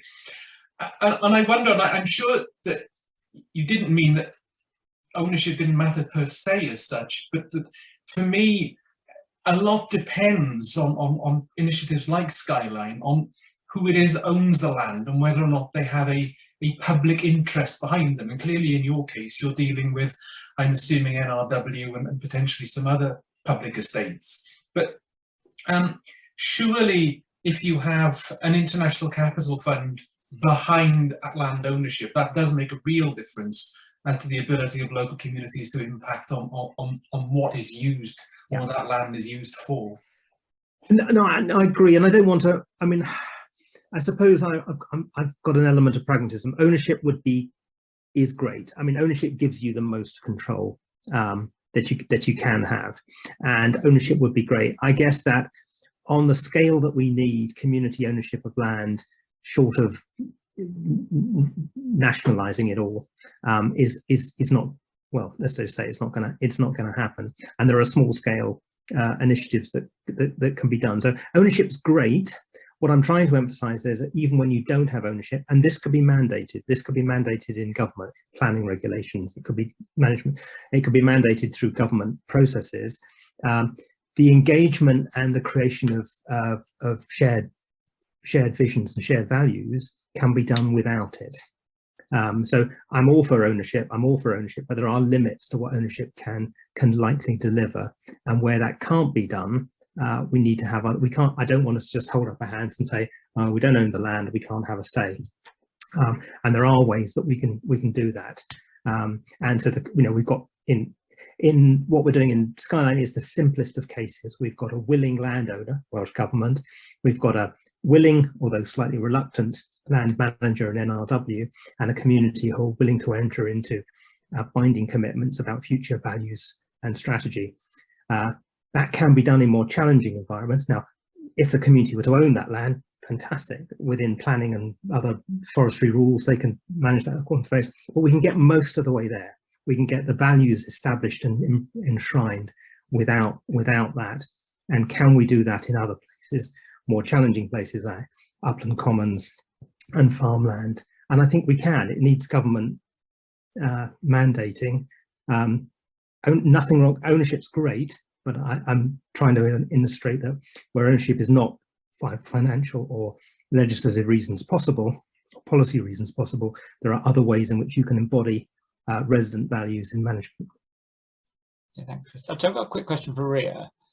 Ria, I'm just slightly curious about with Scotland, because Scottish independence being a sort of cause that's maybe more progressed there than sort of further devolution is, or independence for Wales. Is that focusing people's attention on more, the local and the idea of local control and ownership, and does that feed into sustainability strategies up there? I wouldn't say so. No, okay, just curious. Yeah, no, that's not something that comes across strongly. A lot of it, in terms of like how it feeds into maybe education systems, is we become quite focused on Scottish heritage and literature and things like that, but it doesn't. Other things, I think, provide the impetus for links to sustainability. And ironically, I guess a lot of that's about global citizenship education and things like that, which we have quite a focus on up here. So yeah, it's an interesting question, but it's not something I've observed so far. Yeah. Any other last question, Steve?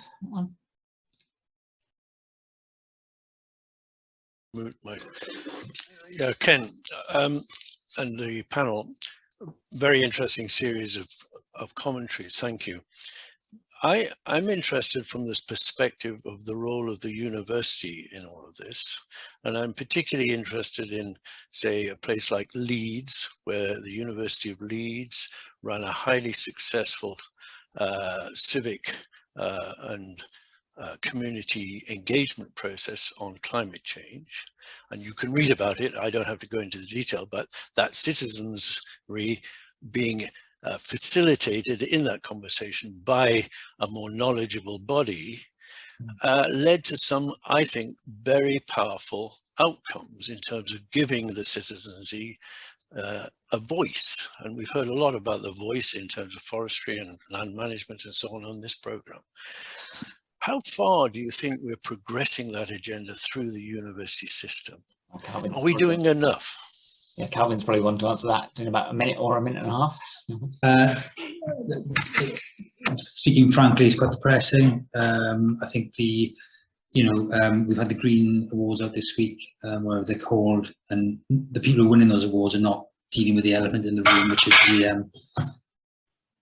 the thousands of Chinese students are bringing every year to prop up the business model. So the difficulty is a case of physician heal thyself. We can talk sustainability, we can research sustainability until we try and walk sustainability, as we're trying to do in the business school. It's a little bit of success. Well, I don't think we've got any moral perspective to work from. So it's really difficult. And what we see in the research arena is a massive centralization, the ditching of university research institutes in this space. And I think we're going backwards, to be honest. Can I just a quick write? I mean, it seems to me that the government is taking on board the levelling up agenda. And I saw recently that the Office for Students, for example, the regulatory body for universities, is bringing that into the quality agenda of universities. Now, do you see that as an opportunity that we could exploit? I think the Office for Students only notionally these are English universities, are complicated, but I don't think they have direct responsibility for us. I think, to be honest, the problem we've got is that the Welsh government should and could be doing this, but because universities speak to largely a British system and we're half inside and half outside that system, they've been very careful. I mean, the slide I didn't get to, funnily enough, was a slide on how the Scottish government has relocalised the higher education system by giving free education to undergraduates who are Scottish resident. So we could be making big statements like that about what we wanted from our higher education system in terms of relocalisation or sustainability. So far, I've seen nothing happen. And in this absence of those incentives, Cardiff in particular, which is a very conservative organisation, will move very, very slowly. Okay, any final? Oh, looks like we're about to leave. So to say thank you to our three panelists. Thank you to everybody for your questions and comments and for being part of the audience. And thanks for everything for the last 11 years. So long, and thanks for all the fish.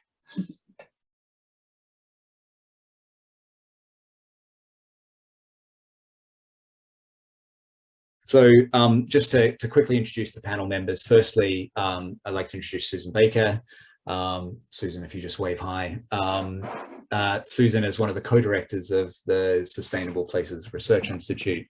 I'll have her introduce her long legacy, but is really a leading figure in thinking about our relationships to nature, particularly, well, the legacy is there. So Susan has a lot of thinking on this. Nicola Pullman is the director, I think I'm not sure what to call you, of the Size of Whales project, which is a major project looking to conserve forests and reforest in Africa and elsewhere. Ben Ponton is an academic based in the School of Law. He leads the Environmental Justice Group in the law school. And then Ithid Dunsford.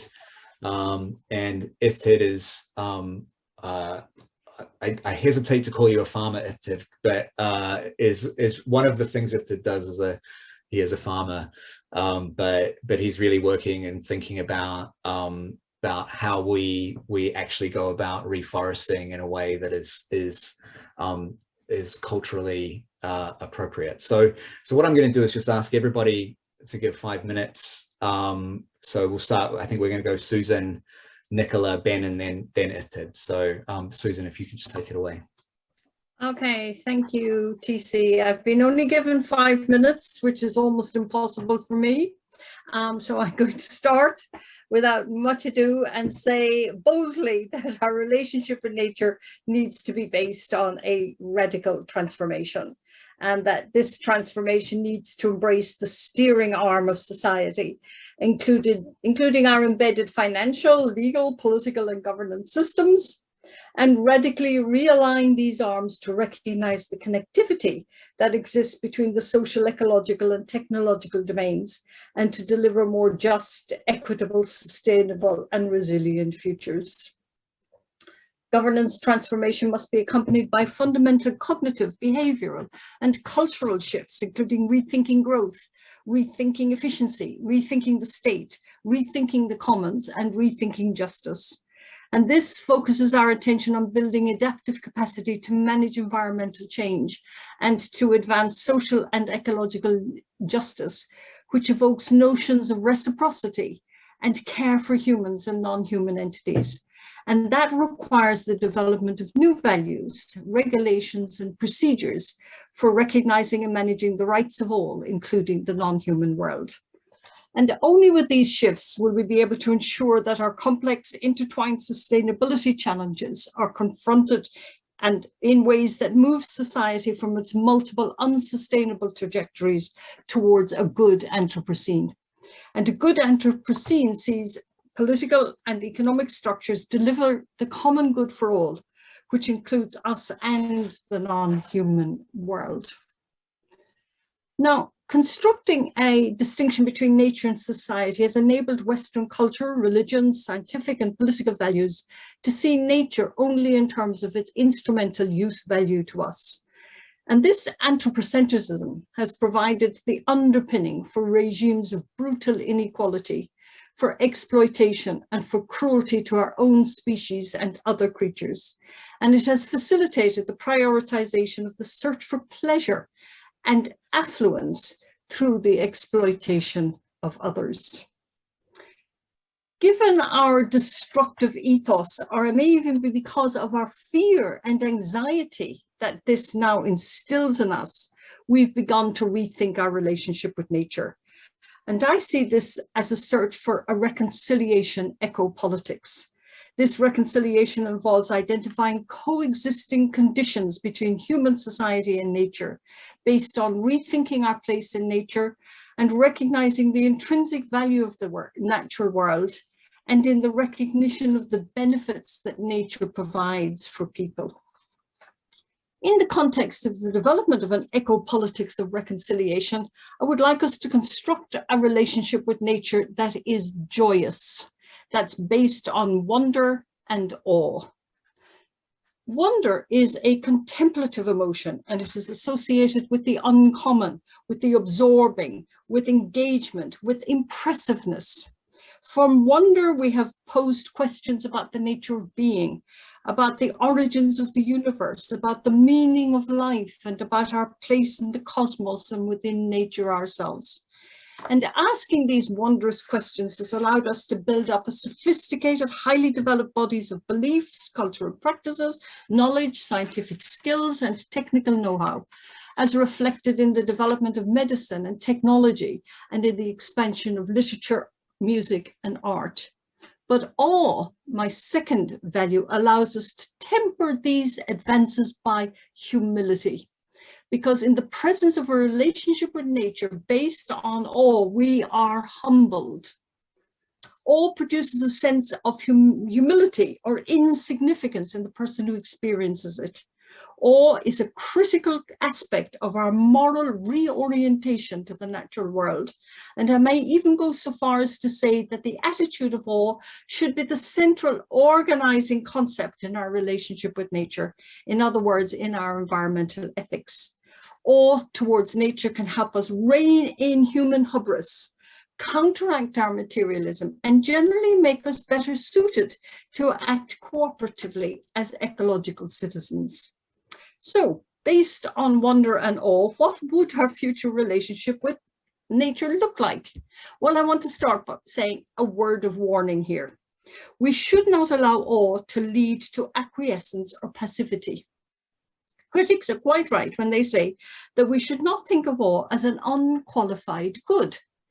So in our wonder and awe, we must add some moral or ethical codes or values. The key to developing those ethical codes or values is the recognition of our dependent origination. The existence of everything, including us and our society, is conditioned. It is dependent on something else. This applies to thoughts as well as objects, to the individual as well as to the entire universe. Nothing exists independently. Everything is interconnected. And recognition of this allows us to move beyond human exceptionalism. That is the belief that we are categorically or essentially different from all other animals. We are rather part of nature's ever-changing, interconnected, co-evolving whole. This will support this idea, the cultivation of a core principle that I want to propose to be used to underpin our relationship with nature, the virtue of compassion, an empathetic altruism based on shifting from concerns with individual interests to the promotion of the common good and the recognition of the common intertwined fate of all life in nature. So, in short, to return to where I began this talk, our future relationship with nature needs to be based on a radical transformation of the steering arms of the state. And this transformation needs to be based on recognition of the core characteristics of nature as ever co-evolving and in which we dependently dwell, and built in turn on foundations rooted in ethics of compassion. So that should be my 5 minutes up. Whew. Thank you, TC. Yeah, no, that was it was really interesting. I've got lots of ideas and questions and thoughts, but I think we'll go through the panel first, and then we'll start to gather those thoughts. So, Nicola, I think you've got a little presentation to give, so I think that should be working. Hello, everybody. Prananda. I'm Nicola Pullman. I'm director of a charity based here in Cardiff called Size of Wales. So our primary purpose is to secure, sustain and restore tropical forests through partnerships with Indigenous and local communities. Since establishing, for example, as a charity in 2010, Size of Wales has helped protect 4 million hectares of tropical forest. So we have 4 main goals. I'll just outline them quickly because it'll make sense for the rest of the presentation. Goal 1 is to support community projects that secure and sustain over the long term an area of tropical forest at least the size of Wales. Tick. Goal 2 is support communities to tackle climate change and develop sustainable livelihoods by growing millions of trees. Goal 3 is to move Wales towards eliminating imported deforestation from our economy. And goal 4 is to inspire people across Wales to reduce their forest footprint, support tropical forests and take climate action. And so goals 1 and 2, securing forest and growing trees, are focused in sub-Saharan Africa, South America and Southeast Asia. And goals 3 and 4, through education, advocacy work and awareness raising, are focused here in Wales. So every day food is grown by farmers in another corner of the world and is shipped thousands of miles around to reach our plates here in Wales. Globally, we've emitted as much atmospheric carbon in the past 30 years as we did in the previous 2 centuries of industrialization. As a global community, time is running out to tackle the climate crisis, and both our individual and collective actions matter. Trees are the lungs of the earth. I'm sure you've heard this many times, and their ability to absorb vast amounts of carbon from the atmosphere makes them one of the most effective tools against climate change. Yet every year, our ever increasing demands on the planet lead to an area of tropical rainforest many times the size of Wales being destroyed. Size of Wales is a charity that secures tropical forests by connecting communities around the world and inspiring them to take climate action. Communities are at the heart of all that we do, and we believe that there lies all the knowledge and the experience. Modern Wales is built on the values of community, solidarity and global responsibility, but that isn't the whole story. We've also done our fair share to contribute to the climate crisis and injustice through our industrial past. Embracing the best bits of our national characteristics, we work in partnership with the communities hit first and hardest by the climate crisis to protect forests and plant millions of trees every year. We work with Indigenous forest people to help them strengthen their governance, fight against illegal activity in their own forest lands and develop sustainable livelihoods. One project, which is a tree growing project funded by the Welsh Government and managed through our partner Metgay, supports communities in the Mount Elgon region of Uganda to grow millions of trees. We use a community model to do this, whereby farmers receive the trees for free and they grow the trees on their own community land. The farmers receive training in agroforestry techniques. The trees have many uses to the local people. They sort of provide shade, of course, and stabilize the soils and prevent landslides, which are rife in this particular region. But they also provide food, animal fodder, and timber, and so much more for the local people. But it's not just about planting and growing trees. It's about so much more. It's about local improved food security, sustainable livelihoods that bring in an income to families through, for example, beekeeping and coffee growing, fuel efficient wood stoves that reduce the amount of wood or charcoal needed to cook. It's about health, education, and a stable environment. Back home in Wales, we also work with hundreds of schools and thousands of young people running educational workshops and giving the next generation a platform to realise the power of their voices. Paving the way to a healthier and more sustainable nation, we're calling for Wales to become the world's first deforestation-free nation. This means eliminating tropical deforestation from our economy caused by everyday commodities like palm oil and soy. To be globally responsible, we cannot cut our emissions at home simply to carry on importing them elsewhere. 73% of all deforestation in the tropics is caused by just a handful of key agricultural commodities, which can be found on everyday supermarket shelves. So we're calling on the Welsh Government to develop a measurement framework for the significant greenhouse gas emissions caused by overseas from deforestation associated with Welsh imports of commodities as part of the carbon budget, and in the setting of the Wellbeing of Future Generations Act, National Wellbeing Indicators and Milestones. Support Welsh farmers to tackle deforestation and conversion in livestock feed, for example, by increasing levels of certified soy in particular and palm oil. To strengthen the Welsh Government's economic contract and to introduce deforestation-free criteria for Welsh procurement policies. So this is one of the areas of where we work in deforestation-free nation, and it's one of our 4 goals, as previously mentioned.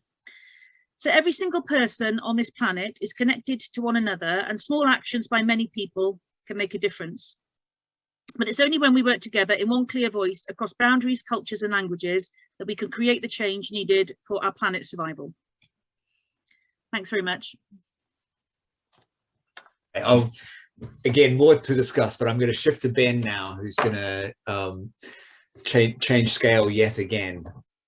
So yeah, I'm Ben. I'm an environmental lawyer here at Cardiff. I'm interested in the relationship between private property and the environment. I've been researching this for a while, and my particular interest at the moment is in private property that's in elite hands, aristocratic hands, because I think it's a challenge to the way in which environmental lawyers, following Kevin Gray here, think of property relation to the environment. Usually environmental lawyers will think of private property as a taking, a land grab, theft.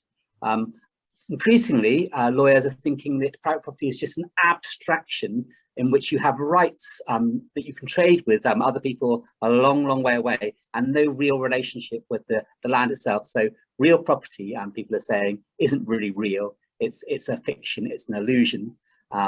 And this is linked to the idea that your property rights are fungible. They're transferable. You know, anyone could have them anywhere. They don't relate to anything particularly, a place. So I'm interested in the role of elite private landholders in Europe in sustainable placemaking. So this is an organisation called the Friends of the Countryside, which I don't think many of you will have heard of. That is holding itself out. It's a network of elite proprietors, many aristocrats from across Europe, who are saying that we, through our ancestral estates, are actually the future of environmental law. We've struggled against left and right-wing forces. We've struggled with ideological forces emphasizing equality, because we are elite proprietors. We are part of a hierarchical society. We're residually feudal. But they've also had struggles with neoliberals. Adam Smith, felt that the land of the states were woefully inefficient because they didn't allow property to come on the market regularly. So the land was not efficiently exploited.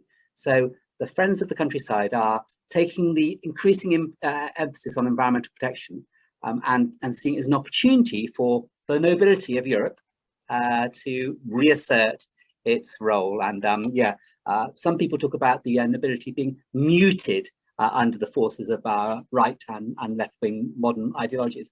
Now, this Friends of the Countryside body is saying that they're starting to put themselves forward again. So I'm going to be very, very brief because I'm already aware that I'm running out of time now. But in the UK, the leader of this network is James Joycey, Lord Joycey. He owns he's tenant for life of the Ford Natal estate, which is the northernmost estate in Northumberland. He looks south onto Scotland, and his estate, it's only changed hands once in the past 800 years. It was the Waterford family that owned it before his family. So that's the Ford Natal estate. And I'm going to sort of end on one of these another example estate within the Friends of the Countryside network. And it's a bit of a mystery estate here. I don't know if anyone recognises this, but it's a state in a state of 10,000 hectares, 25,000 acres on the east coast. It's the Hokum estate, Hokum Hall estate, that belongs to the Duke of Leicester, the current 8th Duke of Leicester here in the bottom right, Tom Cook. And he has employed a conservation manager called Jake Bynes, who has produced a conservation report called Wonder. So the approach to conservation within this estate unfolds within the framework of Wonder. And it was absolutely fascinating hearing Susan talk about this wonder and awe in the context of her eco-politics of reconciliation, because this is the strategy that Hokum Hall is operating within now. There is a juxtaposition of the elite grandeur of Tom Cook, the 8th Duke of Leicester, with awe and wonder, and as Susan said, humility. So yeah, it's a hard thing to sell, elite environmental protection, but I'll conclude by saying that TC did talk in his talk about 3 things: conservative. You were talking about conservative forces in relation to nature. There are also conservative forces within societies. TC talked of it being important for all voices to be heard. You can sometimes have difficulty being heard when you're powerful, particularly when you're part of an ancient regime. So these are powerful voices that often aren't heard, so obscure. And TC also talked about being in love, falling in love once again with nature. And the strategy, the conservation strategy of Hokum Hall is about being in love with this estate. So I'll stop there. Brilliant. Thanks, Ben. It's great I've not really heard much about the elite environmental protection. So I think this is a really interesting discussion to have in the future. But again, I'll get to Ithted now. You've been waiting in the wings here, Ithted. So I'll leave it to you. There we go. Yep. Fab. Yeah. Wonderful. Well, I'm going to talk a little bit about myself actually, because in understanding, so I come from a farming family, and we've farmed the same land since parish records exist, well over 300 years. Not quite in that aristocratic category, but and I'm speaking today from the farmhouse here in the Gwynedd Valley in Carmarthenshire. The farm itself is 167 acres, and it covers 3 holdings, and historically a very traditional mixed family farm, and predominantly a dairy farm up until the late 90s. Oh, sorry. I guess I'm a slight oddity for the agricultural industry itself. I didn't go from school into farming. I didn't go to agricultural university. I actually studied photography and worked in the film industry for a decade. So something that took me way away from the family farm and gave me a completely, utterly different perspective on life, and returned to the family farm in 2010 and diversified the farm business. And that business was a specialist meats business, but it evolved from the family farm. It evolved from the tradition of curing meats for our own table and using the kind of pre-refrigeration methods of salting meats. Started in the farmer's kitchen, and it grew to a business that was recognised by the BBC Food and Farming Awards as being the best food producer in the UK.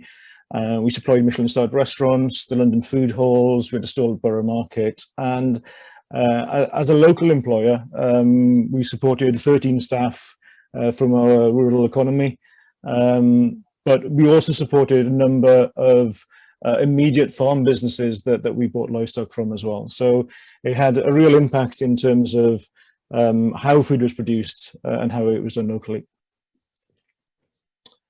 But what made the company specifically pioneering was our focus on how we sourced, specifically in how we sourced the animals. We use traditional native breeds, but also we use things at the intersection with innovation. So we use the same kind of genetic technology that the traditional livestock industry used in how we selected our animals. We also had a focus on feed, strictly soya-free feed policy at a time where that was really unheard of.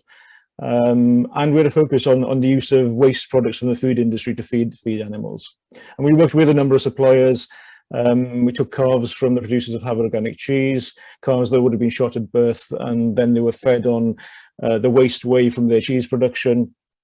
And animals at the end of their breeding life that were generally go to low value foods or to the pet food industry, from people like the Royal Estate, from the Highgrove Estate.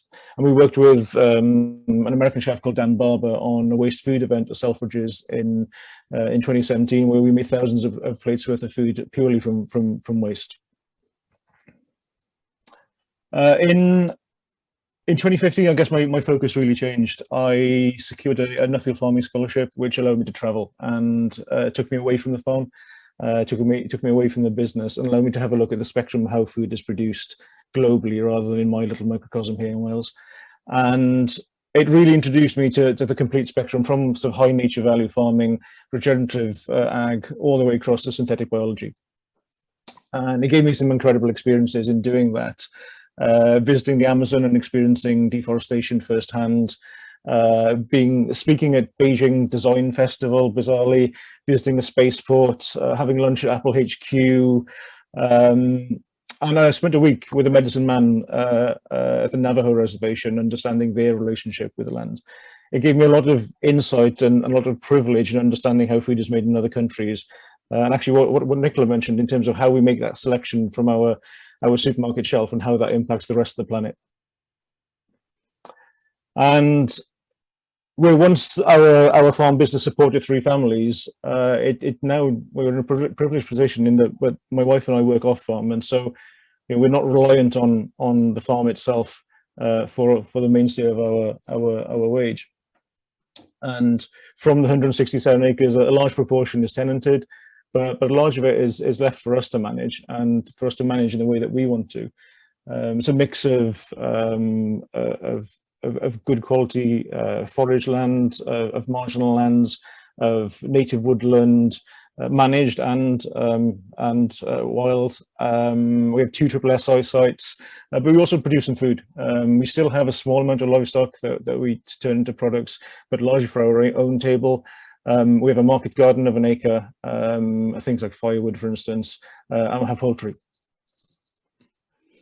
Which brings me to why I'm here today. We have a community interest company called Coed Gwent Llian, and that's really where our link comes in with TC specifically, and some of the students, his prior students, who initially came to do some soil research for us and create some form of benchmark for us to understand where our soils are now, and for us to understand a little bit of the history of the soils to how we got to this place. We use the term sort of cultural renewal. It's interesting, there was sort of rewilding, reforesting, a kind of language I try and keep away from, because as we well know, as a community interest company, they're terms that can incite a response. And even in our local community, part of the purpose of this as a community interest company is for us to kind of co-design with our community what we should do with the land for the future, have this holistic approach. As with my farming hat on, it needs to produce food.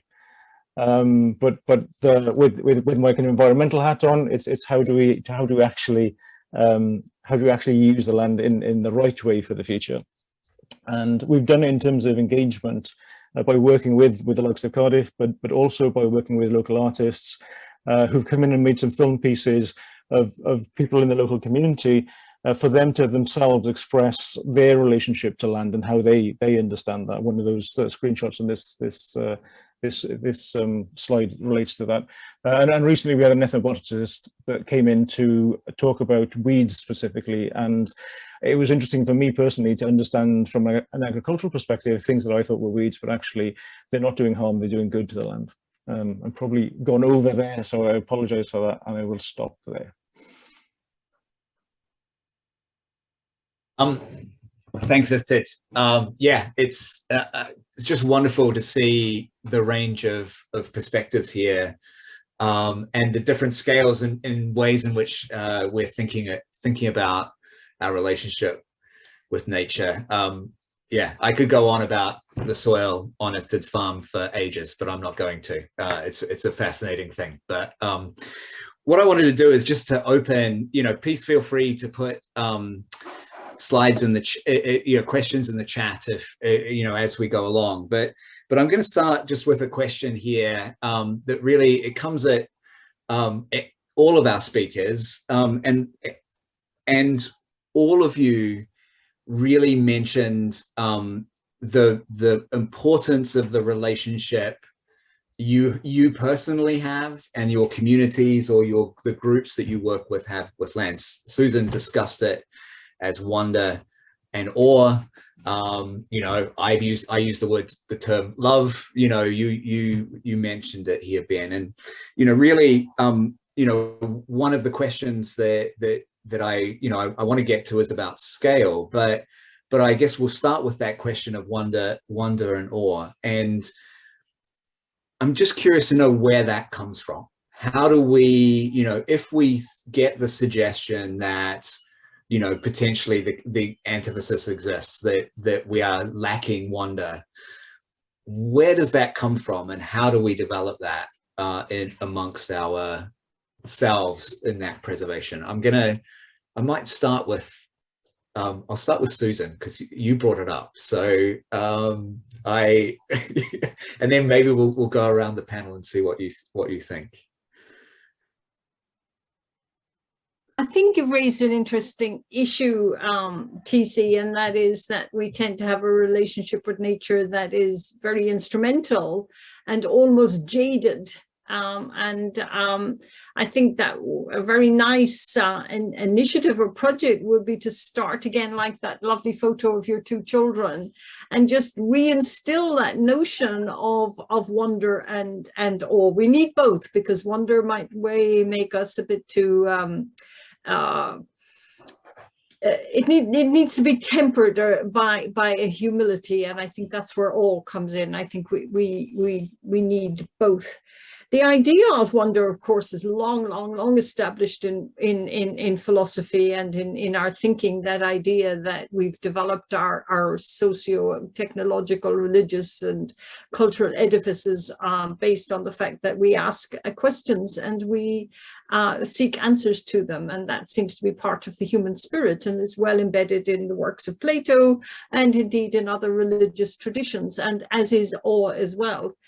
So these are long-standing cultural traits, this identification of awe and wonder. I think we've maybe tended to forget the awe bit in our concern about wonder, and we have an educational system, of course, that tends to dampen down any wonder that children might express. And it's kind of interesting that you mentioned that it was outside of a school context that you were able to instill some wonder in your children. And if we go back to Ian Illich, he'll say that one of the solutions to go forward is to de-school society. And so that's part of our agenda as well. well, is thinking about how it is that we continue to allow that creative urges to go forward, tempered by some humility. Brilliant. I want to bring Ittid into here because obviously you talked about your relationship with weeds and Kate's relationship to weeds, perhaps. And I'm sort of wondering, what your thoughts are on this. Yeah, so actually, I was thinking, going back to the point as well, talking about your kids, and so there's a number of things here. Lockdown for me and COVID provide this focus for people that they wanted access to land. And we saw that. We saw more people on our land.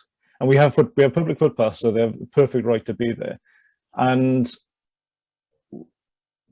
there was this element of people needing nature, but there came this tipping point where respect was lost as well, because we saw the instances of vehicles parked in gateways, the instances of fly tipping, the instances of people walking in areas that they shouldn't and causing damage also increased.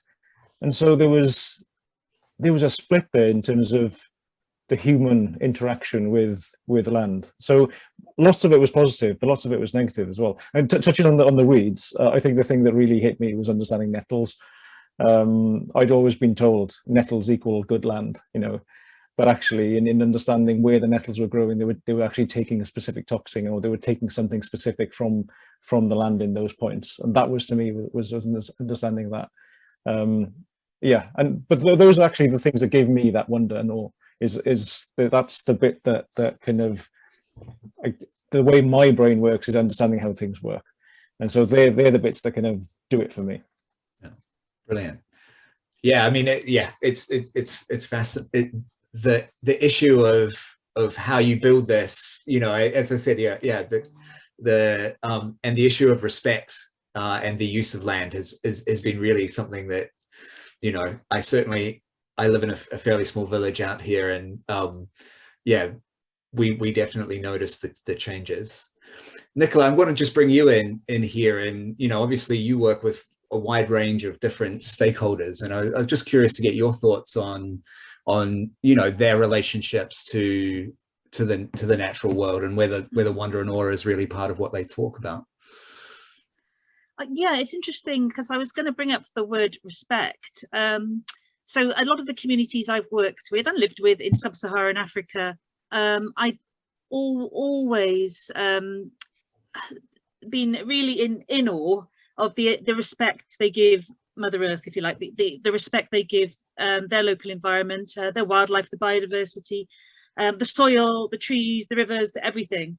There's a huge amount of respect there, and it's not so much treated as a resource, it's precious.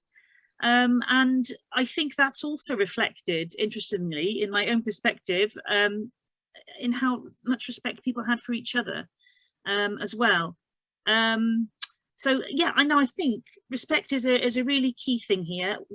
I think also, talking about wonder, I think a lot of that comes from childhood, and even maybe you may take it a bit for granted in your childhood. As you grow up, you reflect and realize how wondrous everything is. And I think childhood is a really precious time to really inspire people, wherever they are on the planet, about their local ecosystem, environment, habitat. That sounds very scientific, wild things around them. And I think it was mentioned earlier by UTC about, going out during lockdown, and with your children, and just that, I think that's where it's all formed. That's the roots of it all. So we really got to work with our local, with our children, with our youth, with our young people, and they're going to be part of the solution. Brilliant. Thanks, Ben. I'm going to bring you in now. I think there's a lot of, so many things get raised here, and I'm really interested to know where you think the aristocrats fit into this picture, and more generally we'll leave it there, shall we? I'll let you talk. Well, I've spoken extensively with James Joycey, because he's the leader of the UK wing of this, and he grew up on the estate, and it's a serious estate in terms of size, and he was aware of that. So he had a kind of double wonder, I suppose. He didn't use the words wonder, but you sense that he thought the place was absolutely magical. I mean, he talked of the red squirrels, which are kind of an iconic animal anyway, and he loved the idea that you look south on Scotland. So that expressed wonder. He was also honest about the lottery by which he was born into this large estate, and the challenges that it presents for him and his kids. He's not sure whether his kids. He's got 3 kids. He doesn't mind which one of them inherits the estate. He wants one of them too, but until recently he's felt they wouldn't. So he has I suppose you could say he has a bit of a wonder about a society, a democratic society in which he inherits and can pass on 5,000 hectares of extraordinary land. Yeah, I think that, I mean, this is, and I want to get back, this gets to scale a little bit, which is what I wanted to talk about, but I've been distracted by more interesting questions. But it gets, I want to kind of gets back to what Nicola was talking about here. And, you know, we hear a lot about, this relationship of communities have with land, and then sort of aristocrats being sort of exclusionary, I guess. That you have these large estates that are fairly exclusionary, which sort of goes against this, in some ways against this idea of building children that sort of have wonder. So I guess I was just curious what your thoughts are on that question there, Ben, and then I'm going to go back to Nicola and talk about scaling. But yeah, I'm just wondering what your, there seems a tension there, and I was wondering if you could elaborate on it. In a nutshell, Joycey is landlord of a number of tenants, and there are also labourers and their families.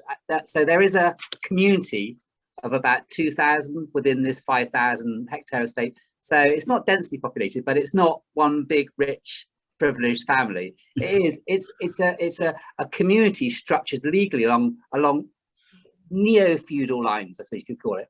Right. And I think that actually does deserve some kind of attention, because we might have something to learn from, a society which is a bit more land-based, as it has been in the past, for the future. And somehow he thinks it works, but he doesn't have the answer. I suppose it lies in all the stuff like self-restraint. Yeah. Yeah, it's really interesting.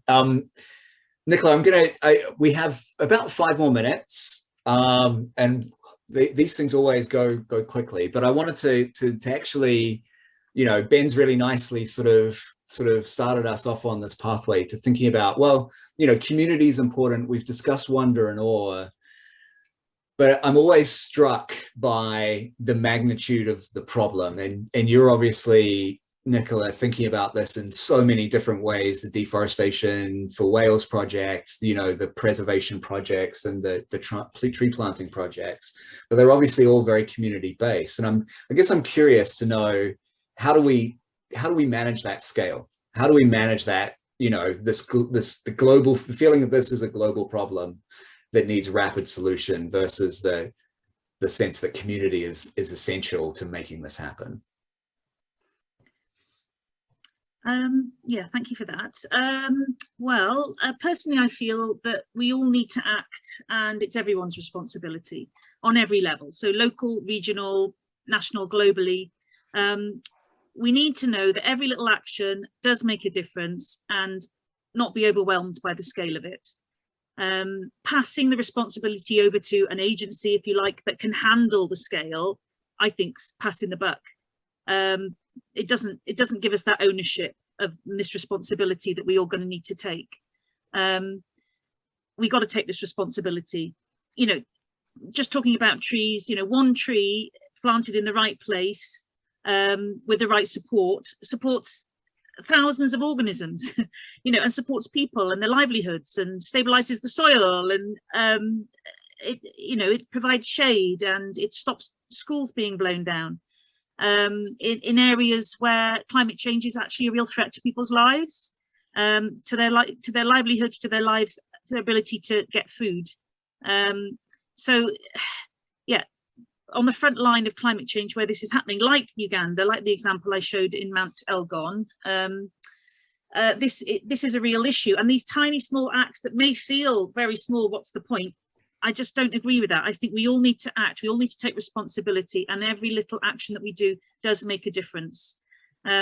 So we've got to continue to work with communities on the ground in these areas, because they do have the knowledge, they have the experience, they know how to deal with this. In fact, they can teach us a lot more, because they're doing things right. It's us in the West, to use an oversweeping term there, but it's us in the West really that's driving all of this.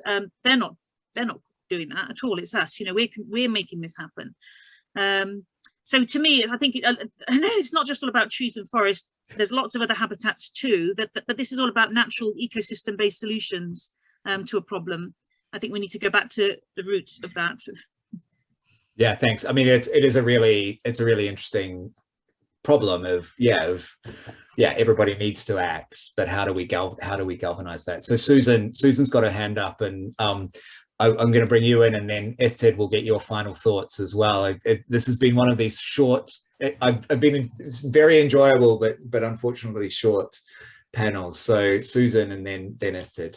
Yeah, it strikes me that one way to think about this scalar thing is to think about the sort of intertwined dynamic that exists between the temporal and the spatial scale, and how it is that we manage that. And for me, it seems a process of trying to figure out the relationship between what we might call opening up and closing down.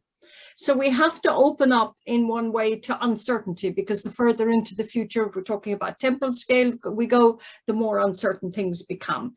And we also have to open up to the nested spatial scales, because they are nested. What happens at the local area is nested across scale to the regional and upwards to the global. And so we have to open up to that uncertainty, to the nested spatial scale. And we also have to open up to the intertemporal scale, because what happens now is what happened based upon legacy effects and path dependencies from the past, and going forward into the future will be shaped by how it is that we've dealt with things now. So that's kind of the opening up dynamics. We've got to keep that in our mind. And at the same time, we have to close down. We have to somehow or another, in the face of all this complexity, we have to retain the ability to act.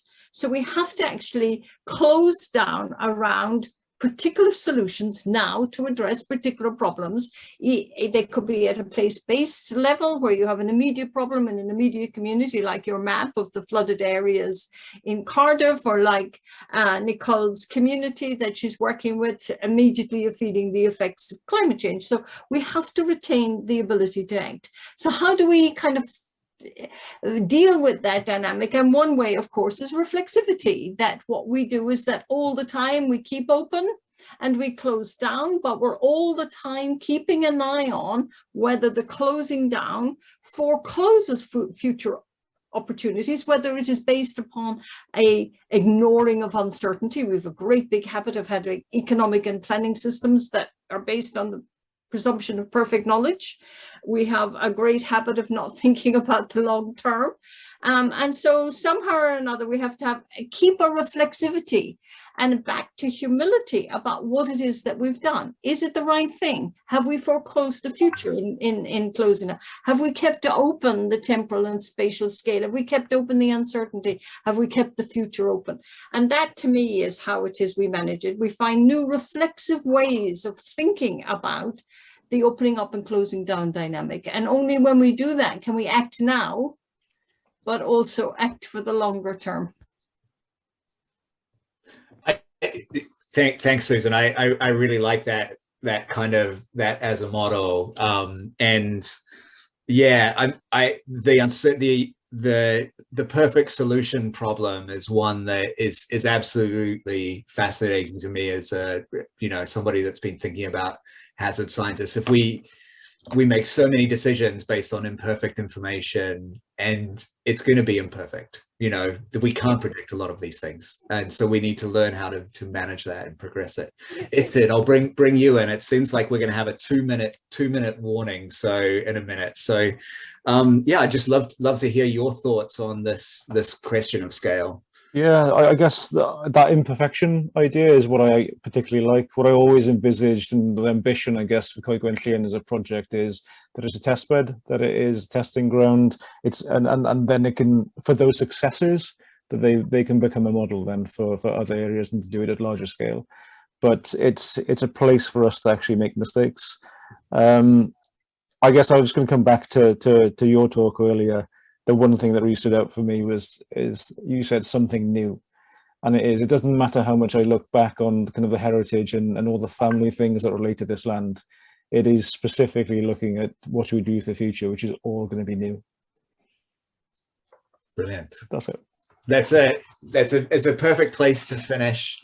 I've just had the breakout room will close in a minute warning. So I just want to say, while in that last 30 or 40 seconds, to really thank our four panelists for what has been a really interesting discussion that I wish I could have more of. And actually, I would love to have more of these discussions with you, and I'm sure I will have more of these discussions with all of you.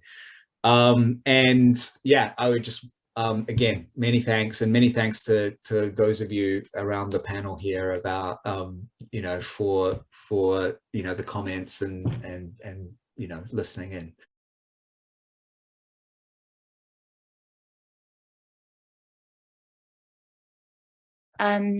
Just to contextualize, we're going to hear from 3 speakers today about different topics connected to the future of food.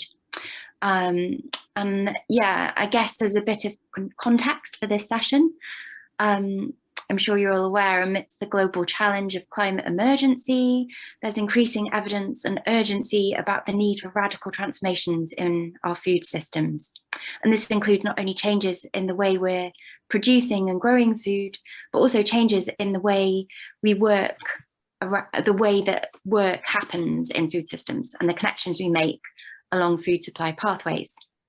And COVID most recently has highlighted the vital role of food systems, that food systems are on the front line.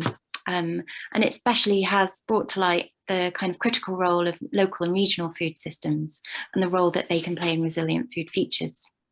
So this afternoon, we're going to reflect on the role of place-based research in cultivating sustainable and just food futures. And we've got a diverse range of speakers this afternoon to offer some provocations on the future of food and the role of research within this. So without further ado, I'm going to hand over to Dr. David Rose, who's Associate Professor of Agricultural Innovation and Extension at Reading University. And he's going to be talking about technology in food production. Awesome. Hi, everyone. I'm going to try not to be too long, so Bethany and Angelina have plenty of time to speak. I'm going to be very rude. I've got to go at 1:45 because I'm proposing some mental health reforms in our school in a meeting, and they've scheduled me for then. So it's not that I'm not interested in what everyone else is saying. So I'm going to talk today about the future of technology or innovation in primary production. And I'm going to focus on the traditional farm side of primary production rather than perhaps new spaces of primary production we might see, vertical farms, cultured meat, etc.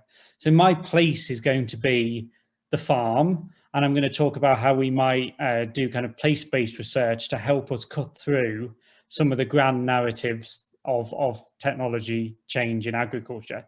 So I'm sure we're all, just before I start, this is the group that I lead at the University of Reading. So we're interested in changes in policy, innovation and technology in farming, and how that affects farmers and other farming stakeholders. So we do some work on the socio-ethical impacts of autonomous robots, a little bit on the co-design of the new ELMS scheme, a little bit on farmer well-being, farmer mental health.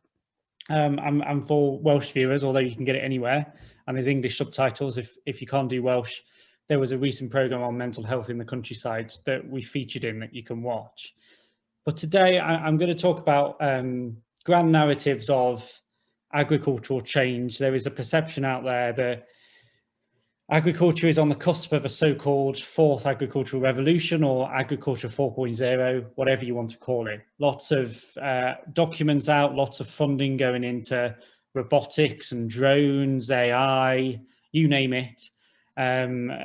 Lots of changes envisaged for farming in the coming years. So the Future of Food 2040 by the NFU sets net zero targets for 2040 and envisages, you know, quite radical, quick change in technology use on a farm. But we know that technology development tends to always to be overhyped. We can have a bit of an innovation delusion and obsession with the new, which might help us ignore the old, which might be just as valuable. So there's certainly a focus on these high-tech game changers. But the concept of place and the concept of the everyday can help us cut through those grand narratives of presumed revolutionary change and help us to engage with what is actually going on a farm. So I quite like the work of Sophie Nyborg, who does a lot of work on domestication of technology. So, you know, she actually looks at smart technologies for energy in the home, like smart meters, and how people in the home learn how to use it. And she argues for a technology, obviously, to be used, it has to be adopted, and there's a process of domestication that goes on in that adoption process. And it's the same for farms. So technologies, other innovations, when they arrive on a farm, have to go through a process of domestication. As Dominic Glover argues, that farmers have everyday encounters with technology, and through those everyday encounters on a farm, that technology is changed by the farmer. The technology changes the farm and society, yes, but the farmer changes that piece of technology. And there's lots of insights from social and rural historians that show the value of engaging with place and documenting those everyday experiences of how farmers engage with technology. Some of this work talks about, you know, focusing on the tinkering, how farmers change technology, how they adapt technology over time. It's not just this process of you have invention and then you have adoption. It's rather more complicated than that. So I'd definitely recommend some of this social history work that starts to challenge these ideas that there are periods of revolution in agriculture. This one on the new narratives of the Green Revolution, which critiques the idea that there was a big bang and technology completely radicalized and made everything better. It breaks that down and shows actually change was much more incremental. And that's what that work does. There's lots of work that shows that there's rarely, if ever, been a technology revolution in agriculture. It's always been a story of slow evolution. So sometimes innovations fail. Sometimes innovations take quite a long time to be adopted. Sometimes retro innovation occurs. So farmers take new technologies and older technologies and repurpose them for something new. Also, it's not just a story of technology if you consider technology as a material artifact. Practices, knowledges. We can think some of the ideas of regenerative agriculture. It's old ideas that are repurposed for something new. But some of this work tries to understand, well, why is it that we have narratives of revolution and that we have a current narrative that we're on the cusp of a fourth agricultural revolution? And it's argued that, you know, that idea of revolution, a technology silver bullet, it's much more straightforward than this narrative of incremental, slow progress, you know, fostered by a complex tapestry of societal and political actors. But it is only through engaging with the everyday, how farmers are interacting with technology, that you can actually see you know, what the progress is of innovation change on a farm. So if we look at the previous work that suggests that innovation in agriculture is non-linear, it can be slow, then it tells us that the future is not set. And of course, the future should never be set if we truly live in a democratic society. You often hear that the fourth agricultural revolution is inevitable. Well, if it was inevitable, then that's a problem for democracy. Change and the pace of change and what change happens will depend on who you are and where you are, what farming you do, what your motivations are for farming, there might be quite rapid adoption of automation in some sectors, in others that might never happen. So the future is not set, and the future is dependent on those everyday encounters that farmers have with innovation and which ones are adopted and which ones aren't. And it's through this everyday engagement between farmers and technology that shows us that the future of technology in primary production is not equal. It's never been equal, and it won't be equal in the future. There'll be winners and there'll be losers of this so-called technology revolution. Kelly Bronson does a lot of work in Canada. She's got a really good project called Diversity by Design, where she's looking at how small-scale farmers can better benefit from technology change because they tend to be left out. Sarah Rotts looks at losers in rural communities, workers by automation. Our paper looks at the pros and cons of automation and some of the side effects it has. So if we focus on the hyped narratives of the fourth agricultural revolution, we risk missing the experiences of those who lose, and gathering and documenting the experiences of those who lose requires an engagement with those everyday encounters in a place. And this is just my last slide. So the way forward, and I think we do need to interrogate these grand narratives of change, and not least because we need to understand who wins and who loses and who decides. Inevitably, this is going to require more participatory, more ethnographic research, more research in a place, and the prioritisation of those voices that rarely get heard, the farm workers, the small-scale farmers, the rural communities that you rarely hear of when you hear about these grand narratives of change. But I think Bethany's next, who's far more expert in me in ethnographic methods, so hopefully she'll take things forward. Thank you. Thanks so much, David. Lots of food for thought. Great. So now I will pass over to Bethany Robertson, Dr. Bethany Robertson, who's a research fellow at the School of Sociology and Social Policy at the University of Leeds, who's working on the ESRC funded project, Feeding the Nation. Over to you, Bethany. Thanks, Poppy. Yes, hopefully this will link quite nicely to David's work, in the sense of I'm also using the farm as a focal point of the place that I'm looking at, and building on this idea of hidden voices within our food system. So I'm going to be talking using an example of a project I'm involved in, which is looking at the experiences of seasonal migrant workers on farms. Through an amalgamation of survey data and interviews that we've conducted with both farm employers and seasonal migrant farm workers. And at the end, I'm going to reflect on how this links to some of these broader questions around the future of food security in the UK, our food system, and how we can go forward in studying those people behind our food. And very much, as David was advocating, the starting point being very much the everyday. So thinking about everyday experiences on farms with both employees and employers, and how that fits within the wider food system going forward. So the basis of our project is investigating the change on farms to labour as a result of the end of freedom of movement.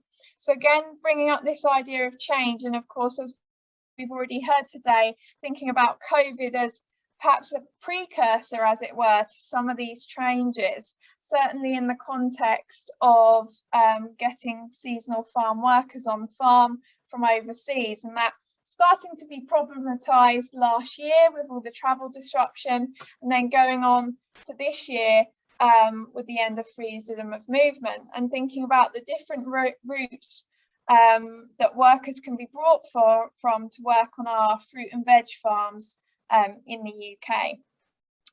So I'm sure some of you will be already aware of the context of this, but I thought I would briefly mention kind of this perspective we're taking from the hidden voices, as David mentioned. So in the 1970s, certainly within looking at the workforce and power dynamics within farming, one of the key works was that of Howard Newby, who studied the relationship between farm workers and farmers and brought to light some of the tensions between exploitation and motivations around feeding the nations. And how on our project we're bringing this forward is thinking about what voices were ignored within that dynamic, thinking through the logic of the family farm. So the idea that farm workers tend to be within the family that farm is owned, for example, and how that might neglect to the experiences of those such as part-time workers, women, for example, and certainly today new entrants who have come into the food sector and hadn't come from a farming background. So we're bringing this into the present day to investigate those changes that were brought to light last year and this year going forward, of how will our seasonal farm labour sector be filled and function a national food supply for the country if we haven't got the workforce we once had from Eastern European countries. And just to talk briefly about the backdrop that I'm sure a lot of you are familiar with. So our fruit and veg farms in the UK, 99% of the workers used to come from overseas pre-COVID. And of course, as I mentioned, that's presented some issues as a result of freedom of movement. So as you can see on this diagram, the shift that we've had this last year, not only to the pre-settled and settled status way of labour migration, but also in terms of temporary visa systems. So what we've investigated in this project is looking at how these policies work on the ground level. How do these function in terms of good working conditions and enabling farmers to continue with their production in a way that's conducive to securing our future food system. And just to bring to light briefly some of the issues that we've been hearing through the ethnographic work we've been engaging with, is that seasonal labour shortages have become apparent as a result of these new immigration policies. And what that's meaning on the ground, quite worryingly for our foods, in the case of our food system, is that crops have been left unpicked in the fields. And some of the threats that these labour shortages poses to farm directly threatens what farmers are proud of in their work and what motivates them to produce our food. So for example, thinking about the succession of farms throughout generations, of course that is going to be threatened if profit margins are tighter and profits are being lost through crops rotting and labour shortages. And you can see some quotes here on the right from the desperation really of farmers in the wake of the labour shortages they've been seeing this year. So concerns around the timing of getting the workers at the right time to harvest the crops, and also at the bottom right there, thinking about this longevity and again the future of holdings. Certainly in this case was actually a ornamental farmer, so not necessarily food production, but thinking about the future of our rural spaces and rural economy also carries over to those types of farmers as well. And again, but going back to the question of the future of our food, we investigated these everyday solutions that farmers were implementing on their individual farms in order to tackle the labour shortages, keep food on our plates and keep their businesses rolling over. And in some cases that hasn't been possible. So farms I've spoken to have been decreasing their food production as a result of not foreseeing having the right workers at the right time, as they put it. So of course presenting issues if indeed we want to maintain a national food supply and not rely on importing our food. And then most interestingly, and perhaps connected to what David was mentioning around this perhaps agenda or grander narrative around automation and mechanization in terms of replacing a seasonal workforce with harvesting machines, for example. But as David mentioned, there's this tension between those the haves and have-nots, and those farms who miss out due to these equipment being very expensive, but also simply not being ready in terms of the development yet in order to harvest certain crops.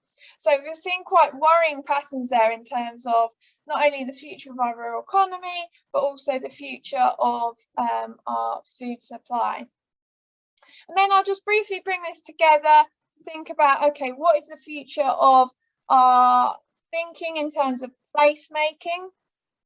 So I think what's important take-home message from this is this cultural shift that we're seeing. So again, focusing on change that's been brought about through COVID and Brexit, and how both employers and employees of farms are navigating these new ways of doing things, whether that's in terms of labour recruitment, but also the setup of the place. The setup of the farm is having to change in response. So for example, farms that had on-site shops and caravans to accommodate migrant workers are now perhaps having to strip those away and change that format in order to move forward and perhaps recruit British workers or think through some of those automated options. Secondly, thinking about the gatekeepers within this system. So we found, speaking to both farmers and workers, the role of both retailers is key in the chain in regards to profits and inflations, for example, but also operators and recruitment agencies in operating as this middleman between migrant workers and farmers.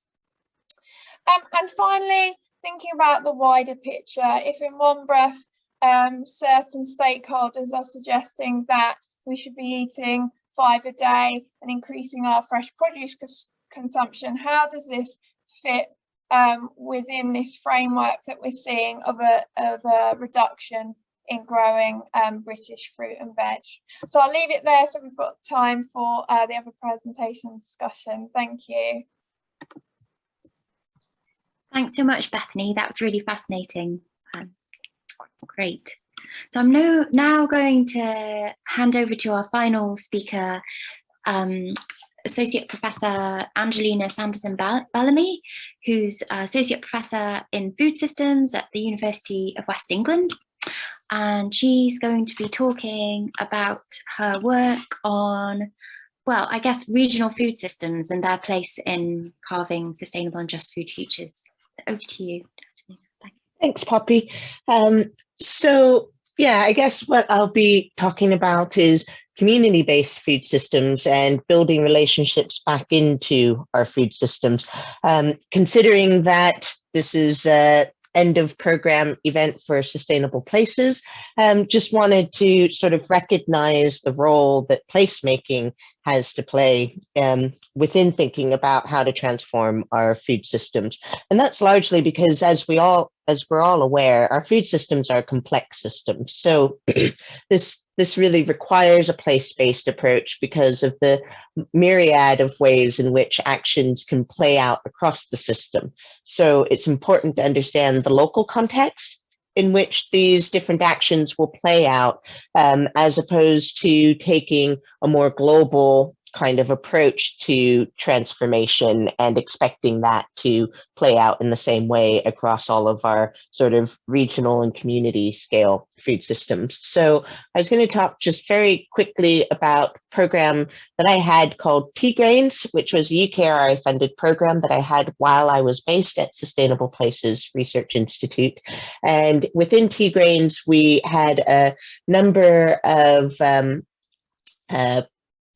actions happening. One of those was looking at the sort of household food culture and thinking about how do we build relationships back into that household food culture. So namely, we're looking at that relationship between consumers and producers, because, you know, as we know, over the last 50, 60 years, our food supply chains have become longer and longer and more globalized. And as a result, actors within those food supply chains are more and more disconnected from each other. So what happens when we build those relationships back into the food system?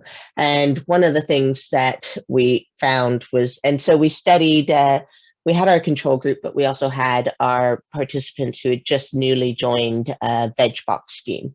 And we followed those participants over a 3-year period. And one of the things we found was that those participants, the diets that they were consuming were lower in meat, lower in fats, lower in sugar, and higher in vegetables and legumes, and overall had a 28% lower carbon emission profile with the foods that they were eating.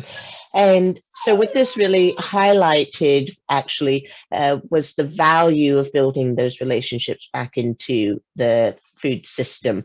And some of the sort of policy relevance that we're looking at was, you know, how do we then support the food system to build more engagement between producers and consumers, and doing that because, you know, in light of knowing that we've got biodiversity targets for 2030 that we're trying to meet, we've got zero emission targets by 2050, and the food system we know accounts for 30% of our UK emissions. And so we need to be making changes in diet. And here you see this article, it was from 2018, where the Minister for Climate at the UK level came out saying, you know, it is not the role of the government to tell people what they should be eating. Now, that's fair enough. You may have views either in favor of that or against that, but it is important to think about what are the ways that we can encourage shifts in the diets of the UK population. So maybe Poppy, if you could go to the next slide.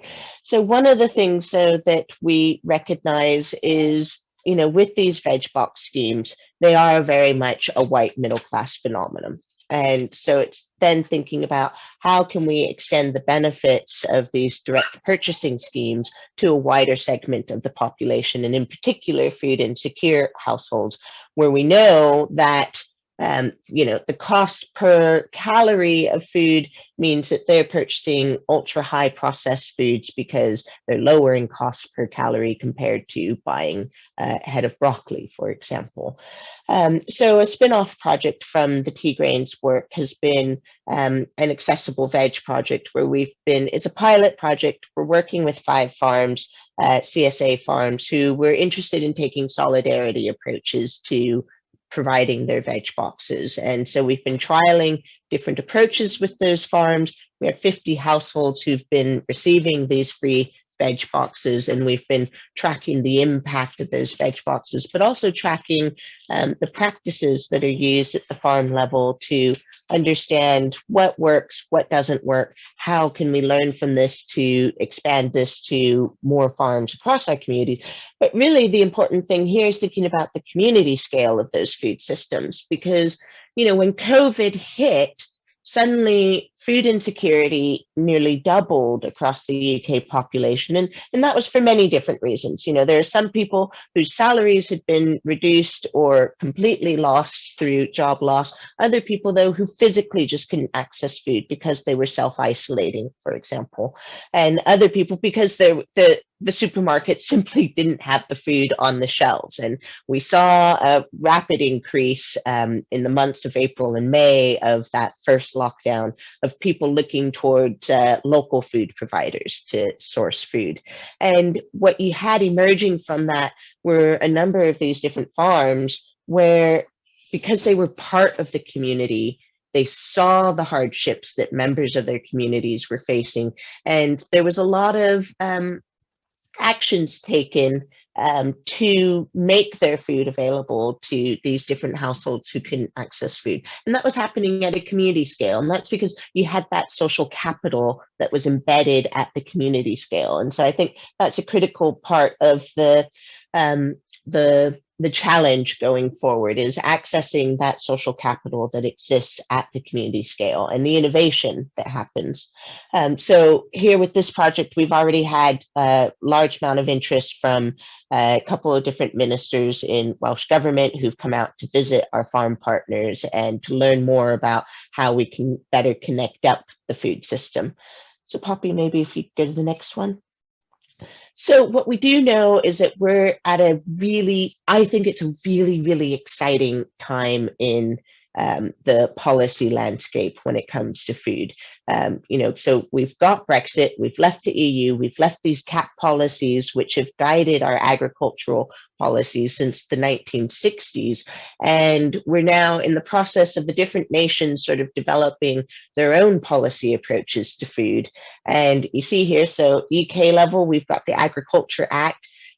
In Wales, just in the last month, we've had a sort of real increase in policies associated with food. We've got the sustainable farming in our land, which has been going on for a couple of years, but then we've got the community food strategy, which is part of the sort of Labour work for government in this next 4 years. We've got the Food Wales bill, which was just voted through to the next stage a few weeks ago.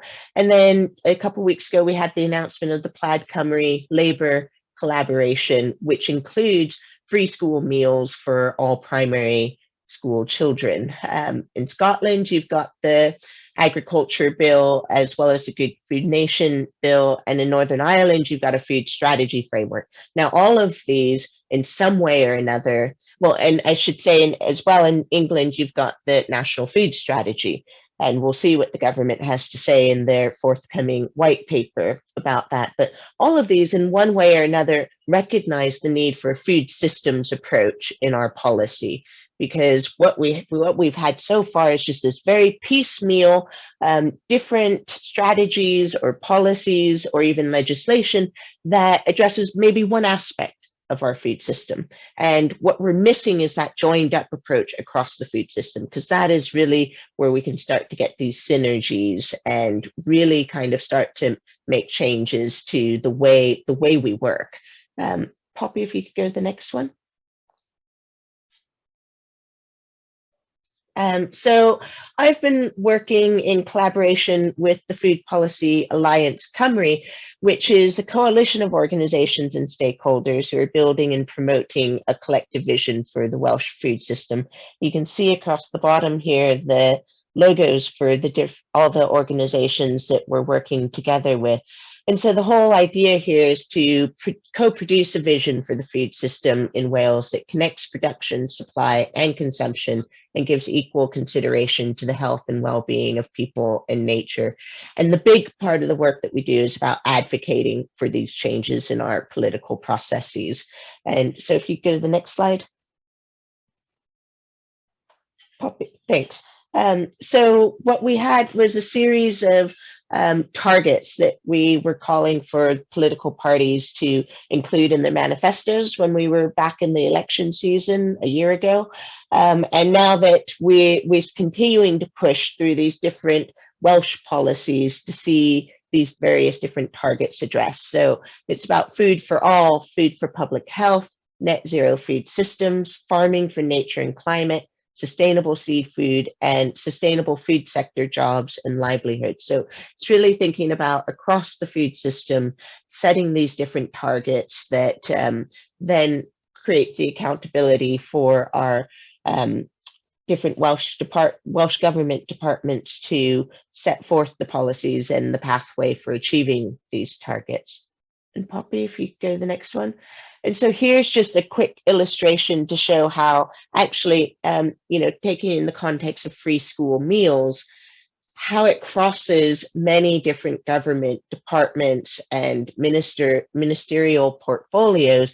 And if you're only thinking about one aspect of that, and that is, maybe it's about legislating that we make free school meals for primary school children, you're missing quite a lot of opportunities there that we see starting to arise. So where are we going to source that increased demand for food? From Welsh farming. Well, what does that mean? It means changes to the way we procure food, but it also means thinking about how food is labeled, and is that food going to be required to be of a certain sustainability requirement, which, then you're bringing in the agriculture bill and the various different expectations on how food should be produced in this country, which in some ways you need that national vision as well to guide what it is that we want from our food systems. So I know I should probably just stop there. Loads of food for thought there, but I just think it's a really, really exciting time within food policy in Wales and the UK more widely. Thanks. Thanks so much, Angelina. Yeah, it sounds like there is a moment of opportunity here with the FPACs. Sounds like it's doing some great work. So I think we have time perhaps for 1 or 2 questions, and I'm not sure if anyone in the room would like to kind of share a question in the chat. I did have one question to start. And maybe, I know David had to leave to attend another meeting, so Bethany and Angelina, perhaps you could respond. So yeah, amidst the increasing work around the need to scale change, I was wondering if you had any thoughts on kind of the potential pathways that could be taken for these transformations needed for sustainable and just food system futures. And amidst that kind of need to scale change, how do you have any thoughts on how we can maintain like a place-based perspective or focus in this scaling work? I think, yeah, it is a tricky one, right? And scaling change, I think, there's a lot happening. So if we think about the Welsh context, there's so much exciting stuff happening on the ground at the community scale. And so when you start thinking, well, how do we scale up that change? I don't think that that's really the right question to be asking. I think it's more about what are the support infrastructures that we can put into place that enables communities to build these sort of community-based food systems. And so it's not about replicating the change, but it's about providing the right kind of support and infrastructure that enables communities to create the kind of changes that they need to see based on their own local context. Yeah, I would agree that that support's key. I mean, certainly I only touched on it a bit, but one of the agendas to tackle the kind of labour shortages in farming is automation, for example, and of course that would rely on support and infrastructure for to make sure that no farms are left behind, whether that's from government or elsewhere, in making that change come to fruition. And certainly with the changes to freedom of movement, making sure there's not a mismatch between kind of expectations and reality in terms of how that policy can play out on farms.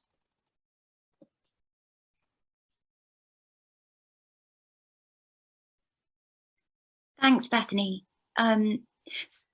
Really helpful to hear about this idea of the community, kind of, I guess, community-led change, community-led scaling. I guess that kind of links with the spatial dimension. And TC was talking about the temporal dimensions of change, and kind of maybe some changes are happening at different rates. So do you have any thoughts on how we can deal with these kind of different timescales of political, social, environmental change? How can we kind of, I guess it's something around the multiplicities of change and the rates of change. I think that's why now is such an exciting period, because we suddenly see these windows of opportunity all opening in a coincidental sort of manner where, you know, food policy in this country has pretty much been set for the last 50, 60 years. And now suddenly there's an opening there at the same time that we have this really increased urgency around meeting our net zero targets, meeting our biodiversity targets, food insecurity because of COVID as well. Food insecurity really, you know, nearly doubling across the country and getting much more attention. So you have all these crises that have galvanized public attention at the same time that you have that policy space opening up with opportunities. And you know, who knows when you'll get this kind of coincidence of the sort of the momentum in public engagement on the one hand and the policy opportunities on the other. So I think, you know, timescales and everything, that is very relevant, but we're in this very unique moment of time where actually they're kind of all joining up.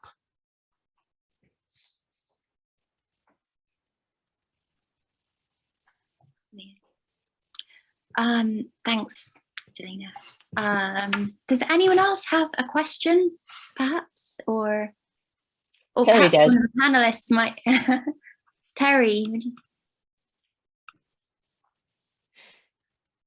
did you say Yeah. Terry?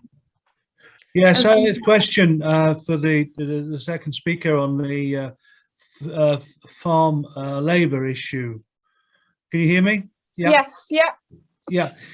Bethany, it was a very interesting, up-to-date analysis and really useful research. And I was struck by a very contemporary bit of data you gave there, was that, and this relates also to Angelina's paper presentation.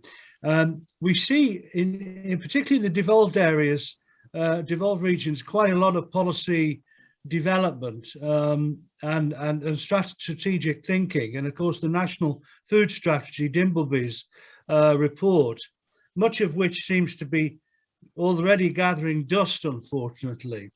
So I think we have to be very critical of, I think we can, you know, the gap between strategic reporting and political action is troublesome. And your data was really interesting because it shows that, if I'm right, between 20 and 21, the production of national fruit and veg went down by 10%, yes.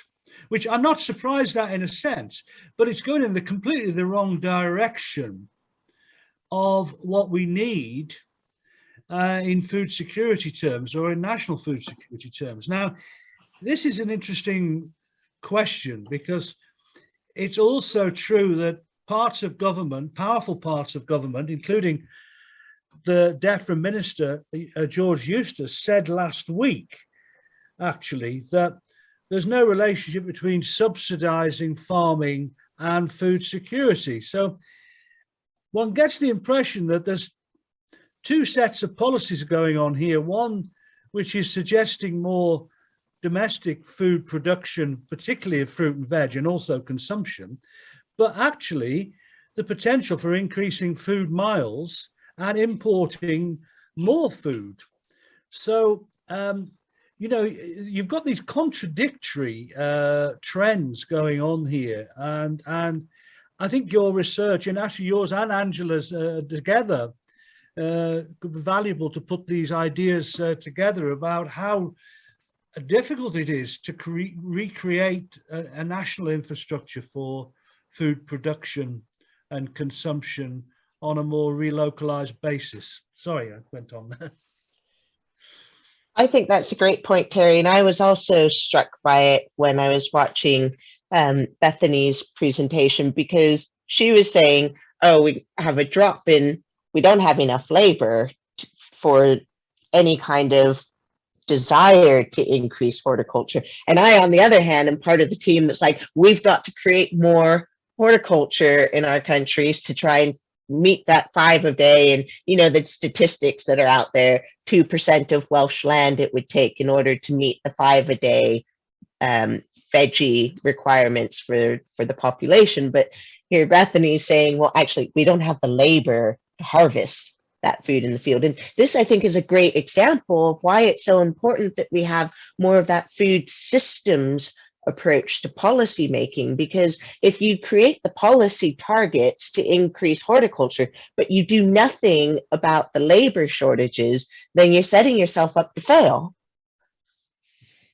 Exactly. I think it links back to your point around communication between policy areas as well, because we're finding that we're in close contact with DEFRA, who are obviously on the food and farming side, but actually the Home Office are pulling the strings with regards to you know, the immigration criteria and designing those policies for agriculture. So there needs to be that really close contact in saying, okay, this is what's happening on the ground in food and farming. This is our kind of target for food supply, and then trying to match that up, which isn't currently happening. So yeah, I think it's a really important point. Jeff, you've got your hand up. Hi, thanks everyone. Interesting to hear all this work. I think there's a big difference between the optimism I hear coming from Wales and sometimes Scotland and what you find in England. I think there's an issue too about the whole question of the plantation model in the east of England, which is why you've got this issue of imported labour, which is a very colonial approach to food production. The other element is the sustainability of the whole farming system in the east, which is mining soil. So I think you have to connect those things. The other element is about consumption. You can't talk about what food should be produced if we don't talk about sustainable diets and linking those two in. And I'm struck by the issue of agency, of people's ability to act and influence their systems. At last, you've seen the Committee on Food Security's high-level panel of experts begin to bring this into a definition of food security, which they haven't forever, in fact, until recently, still not formal. But when we did work of the Fabian Commission on Food and Poverty, we were trying to, and people working in food banks were talking about getting rid of food banks by 2020, and we're actually in a far worse position now than we were then. And sometimes, as one of you said, it's a very middle class approach that you hear about, and it's white middle class people who tend to be working with many of these community supported agriculture schemes and so on. So I'm interested if anyone's been doing work in, say, inner city areas in different parts of the country, and how that can connect to this rethinking. And I think the other element is looking at the little people who provide food throughout the country in shops and smaller catering businesses, and at them as a place where you could connect perhaps into some of these more local production systems. Little bits of that I think have gone on in West Yorkshire, but I'm not sure how widespread that is. I don't know. I wondered if there's anyone even in the audience who's working more with urban food systems.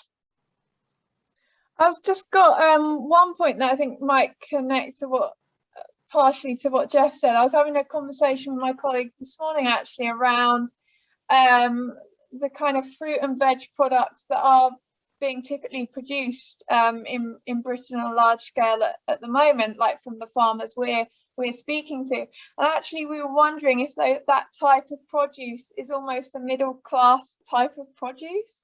So for example, we've been speaking to a lot of asparagus farmers, for example, you know, and kind of more specialist, you know, fruit and veg. So I think that's really important to go back to think about food justice from the kind of consumer point of view as well. And I think that just shows the complexity of the system, that, you know, even when we're talking to the migrant farm workers, they're you know, even looking at further down the chain when they then go into Asda and they have to buy their fruit and veg. Can they afford that fruit and veg that they're actually working to produce? I think is a really important and interesting point of issue. I think, Jeff, a lot of the points that you touched on are things that I've been exploring now, because the Tea Grains project that I led has just come to a finish at the end of September, and thinking about, next steps. And we have a proposal under review at the moment, touching on a lot of what you just said, and still thinking about this central question of building relationships back into the food system. So that one, we kind of take it another step further, thinking about, well, how much relationship do you need to see these changes, and how do you replicate that across different food system sectors? So we've still got the work with the CSAs, but there we're looking at the food insecure households, and then we're working with Newtown College to think about in the canteen arena, and then we're working with independent restaurants and cafes, and also we're working with retailers. So that's in the South Wales region, Philco. I don't know if you would be familiar with them. They've got about 10 stores that they operate across the South Wales region. But so it's just thinking then, how do you extend these benefits through the different ways that people access food in the food system, and how can we sort of replicate those connections and those relationships between people and their food and the people producing the food as well. So I don't have answers actually, but I'm asking the same questions that you are, Jeff. Hopefully you've got more time to answer than I have now. Hopefully I'll get some money. Thanks. If you have like a final call to action that you would make maybe to future place-based researchers, what would that be? Kind of thinking about the legacy of place and place-based approaches. I think it's about continuing to embed the place-based approaches. So it's like that, what I said earlier to your question about, how do we scale up and out?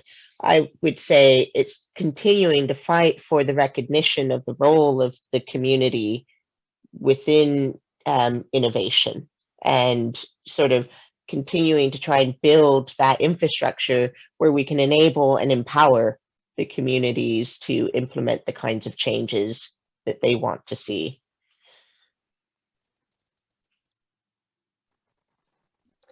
Yes, definitely. I think certainly from the work I presented today, we've been adopting this approach of, trying to get those experiences on the ground of how policy is working in practice for different stakeholders, and thinking through those power dynamics between hidden actors in the food system.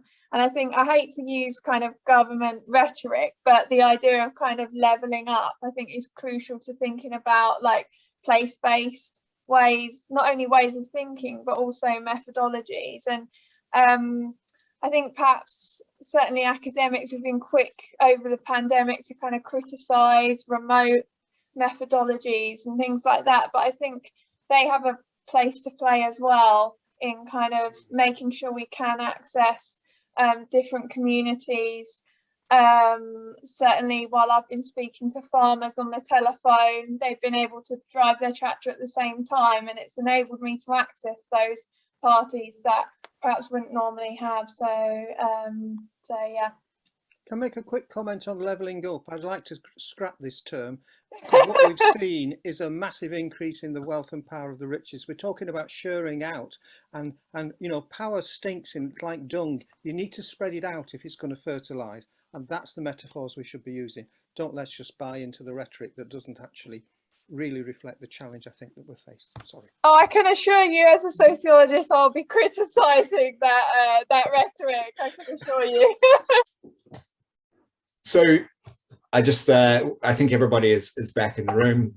I just wanted to finish up with the last 5 minutes here, just to say just a few closing words. So as you guys are well aware, this event represents our last event formally as the Sustainable Places Research Institute. We have obviously had a lovely decade of research, and we've been hearing a lot about that. it's very much a, you know, an ending of an entity, but the reality is, as we've been discussing, you know, the future here is continuing. Sustainability research is certainly alive and well within Cardiff University, and we're going to continue to do that work. What my final point here is we've created this, we've summarized this in our legacy report, so you are welcome to download that. We've had a very small print run, so if you would prefer to have a hard copy, please feel free to get in touch with me or us, and I will send you a copy, and you can have a nice glossy copy. So with that, I just would like to close the meeting, and just to reiterate that it's been absolutely wonderful to have everybody here. It's been great to see faces old and new in the chat.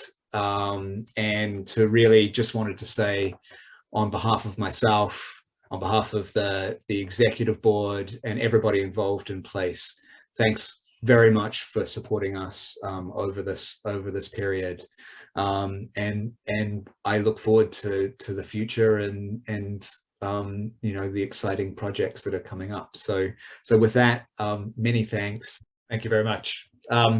And so with this, I'll close the meeting. And again, many thanks for attending, and look forward to speaking to all of you soon. So thank you very much.